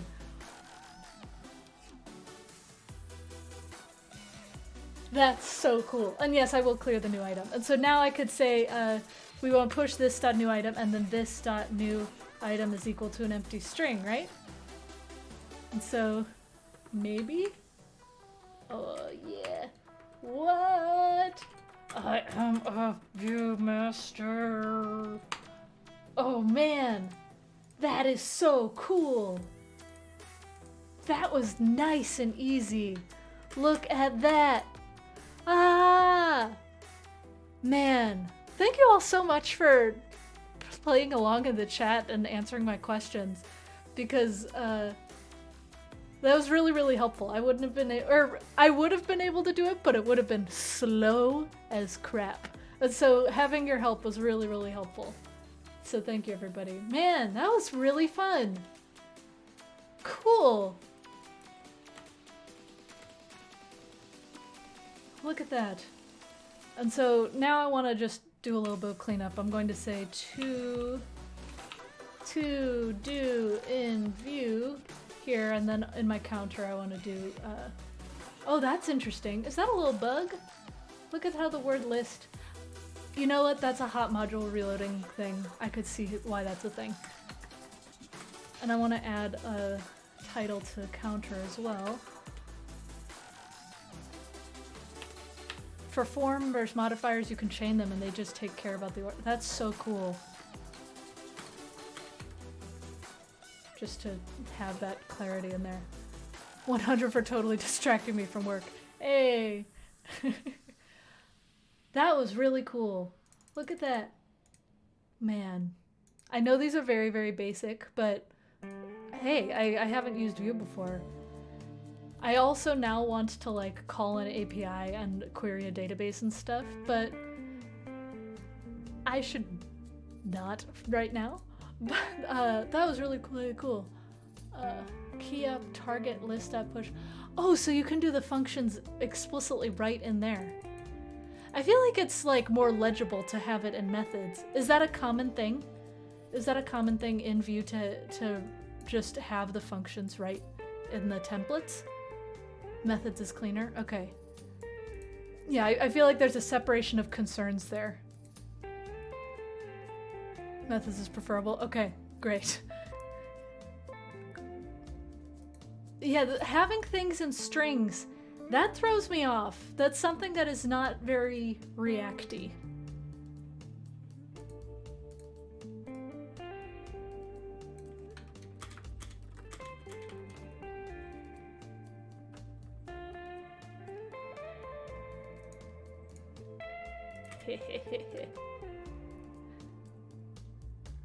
That was really cool. Yeah, I do like the separation of concerns. Having all of these things inside of one file, it takes some getting used to. It feels almost like CSS modules built in, because it's still separate but the same. As a Vue dev, this was very fun to watch. I'm glad, because I was very worried that it would just be frustrating for everybody. What song is this? It's called Rain Quail by the Dust Fellows. I'm gonna scoot. Oops. I totally just messed something up. 1 second. It's not anything you can see. I was just trying to move the chat box to the side. Okay. But anyway. Huh. That was very, very interesting. Would this be helpful if I put this on GitHub, or are people just like, no, Cassidy, there are billions of to-do apps out there? Because it's okay. But if it would be useful for someone, I can happily push it to GitHub.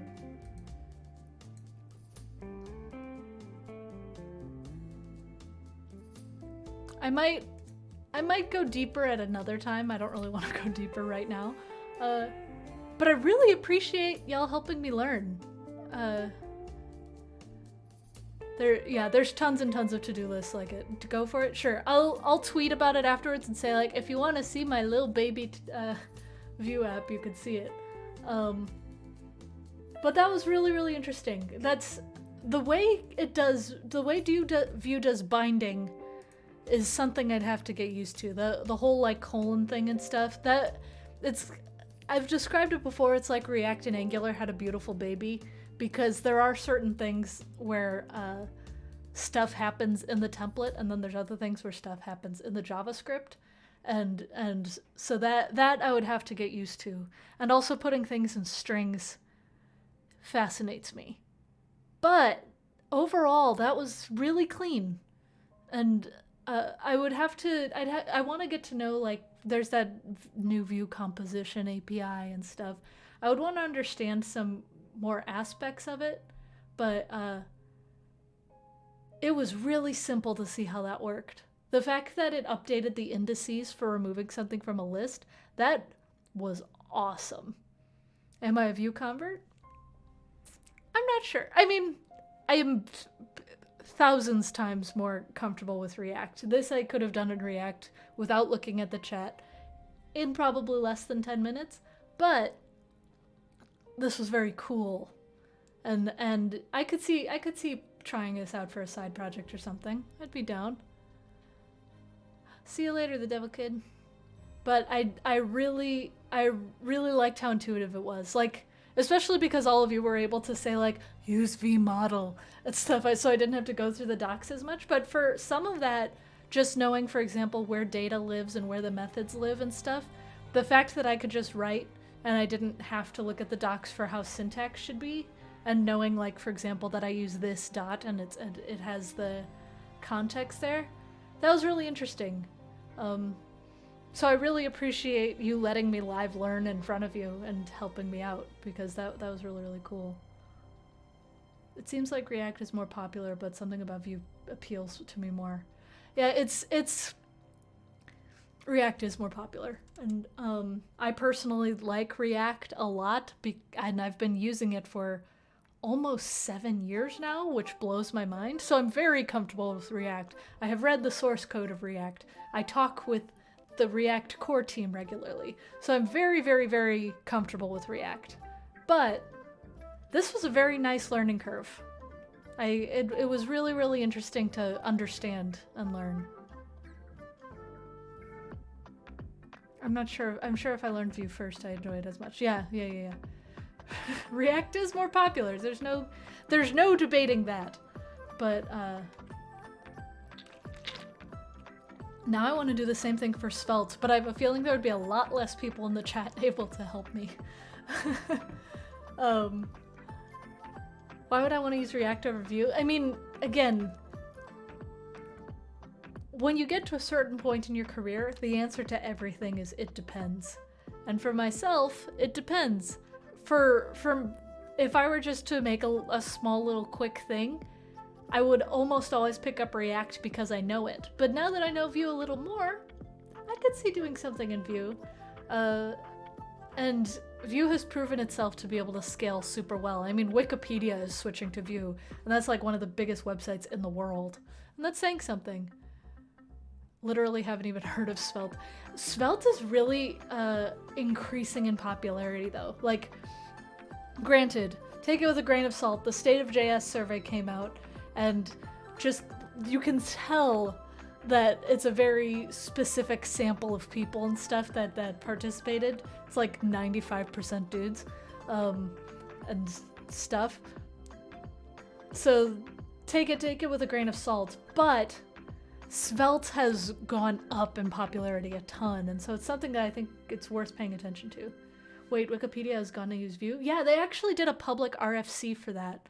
I think you can, one second. Wikipedia Vue. I actually talked with some people on the Vue team and helped them make their decision. And that's saying something. I know React and I helped them make their decision, but one of the things for them was they didn't like that Facebook owned React, and they wanted it to be more community and trusted and open, and so Vue solved that problem. I just found the RFC, if you'd like to check that out. Just throwing another opinion out there. React requires a much deeper JavaScript understanding to get the most out of it. Vue is delightfully simple and also shines because it's easier to integrate. Okay, I could believe that. And like, I don't want to say like, yes, that's the reason. Because you never want to say like, yes, people who use Vue don't understand. Because that's not true. Some of the best devs I know use Vue. But I'd wait for Nuxt 3 to try out Nuxt. Good to know, because I've heard Nuxt is like a 5-star dev experience, so I do want to try that. But anyway, that's why, like, for example, the removing the item from the list and things updating, that would have to be a more granular in React, which is not bad. It's just something where I couldn't just pick an ID and have things update magically. I'd have to do more granular work for that. And so I could see if you just want the magic to be done, Vue does a lot of magic, and that seems nice. But in React, it's a bit more granular. So I could see where that type of direction comes from. Passing functions to props is amazing, and I believe it's an anti-pattern in Vue. Interesting. Well, like, it's like the person said before, like, events go up and functions go down. I understand that direction because, like, for example, whenever you want to pass something up to a parent, a function has to be passed down so that you can call that function in the child, and then the data is changed. And so I could see that because events are passed up, that upside down way could make certain things easier. I want to experiment more. This was really, really interesting.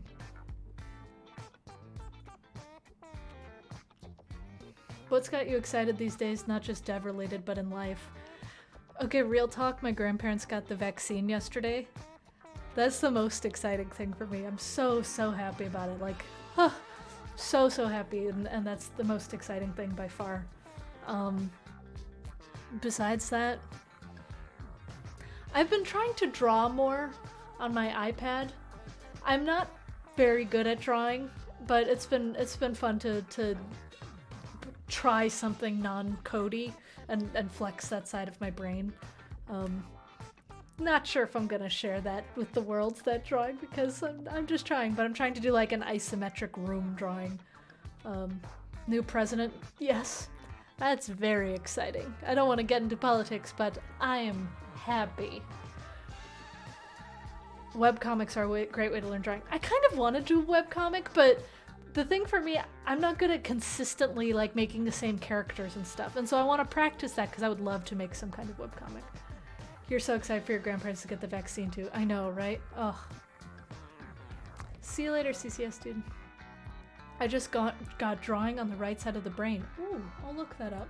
I also got a Skillshare membership, so that way I could take some of the drawing classes there too. Check that out. That seems cool. Exclamation point Spanish. Ahora estamos hablando en español. No, we're not going to speak in Spanish. I'll do little blips here and there, but I don't want to, unfortunately for some folks, they can't understand it, and so I don't want to get to a language that people don't understand. Okay, I am slowly setting up a new repo so I can put this project in there if y'all want to see. Spanglish, yeah, we could do that. Let me...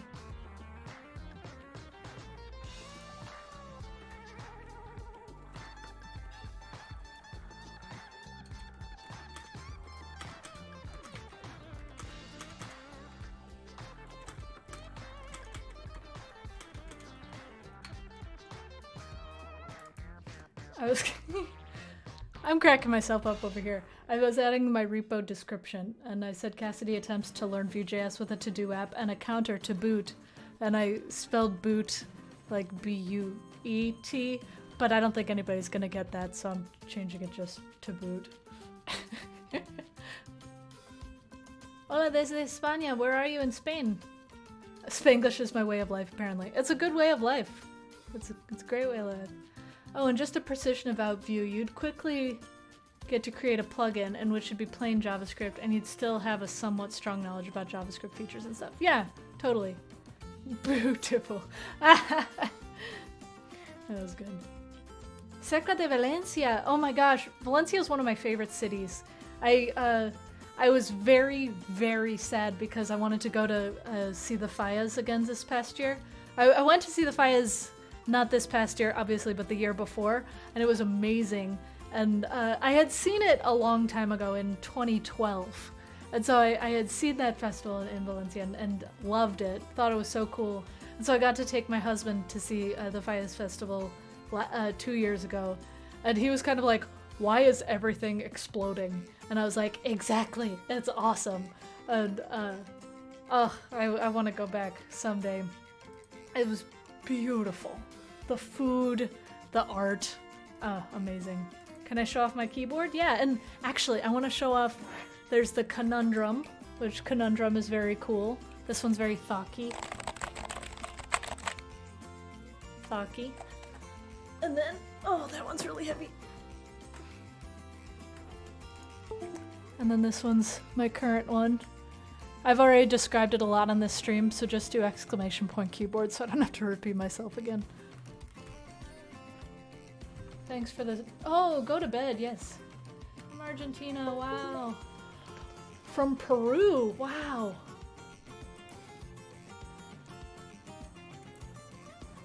Yeah, I love this one that I'm typing on. It's my baby. I worked so hard to put it together. Okay, this song is called Falling Clouds. It's just a quiet, like, trancey thing. But have any of you seen the movie Moulin Rouge? There's right before the guy goes, "My gift is my song." Like right before that, there's a little like, there's the tiny little violin like right before he sings it, and this song always makes me think I'm listening to that. And I wish I could play it, but I don't want to be kicked off of Twitch. So there you go. Did I post the link to the music? I did. And if you do exclamation point music, that's I use Epidemic Sound for the stream because then I don't get kicked off of Twitch. And then I shared a Spotify playlist earlier that is just, again, I call that playlist "You Tell 'Em Girl" because it's just women belting, and I love that genre.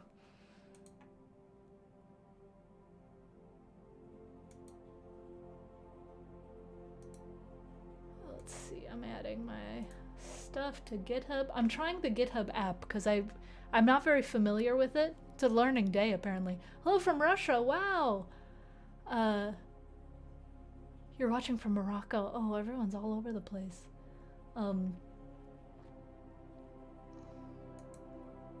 But anyway, I'm trying to learn the Git app because I like using the command line. It gets the job done. But apps exist for a reason, and I want to see if it would make my life easier.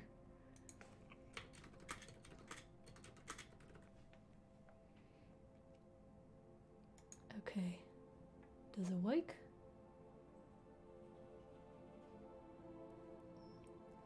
Okay, I think that worked. And now, can I publish it?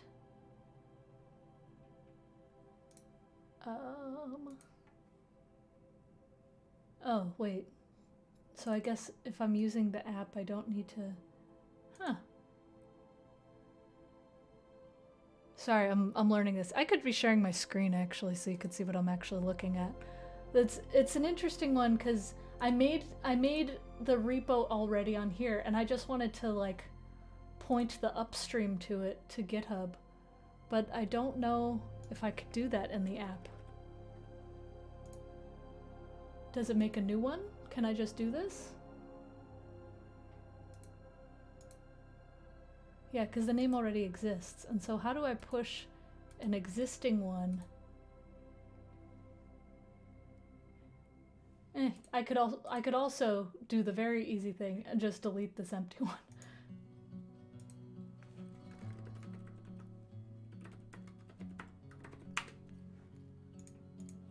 That is definitely the easiest way to do this. Okay. Cassidy's attempts to learn Vue.js with a to-do app and a counter app to boot. There we go. That gets the job done. Hey J-Cubed, welcome. Yeah, I don't want to force push. I'll just make it work and it's fine. Okay, so that theoretically should have added it to my profile. We'll find out. Yes? Yeah, look at that. Oh, it's private. Oh, I didn't mean to make it private. Oh no. Okay, hang on, I'll fix that. Change visibility. Make it public. Cassidoo to do view.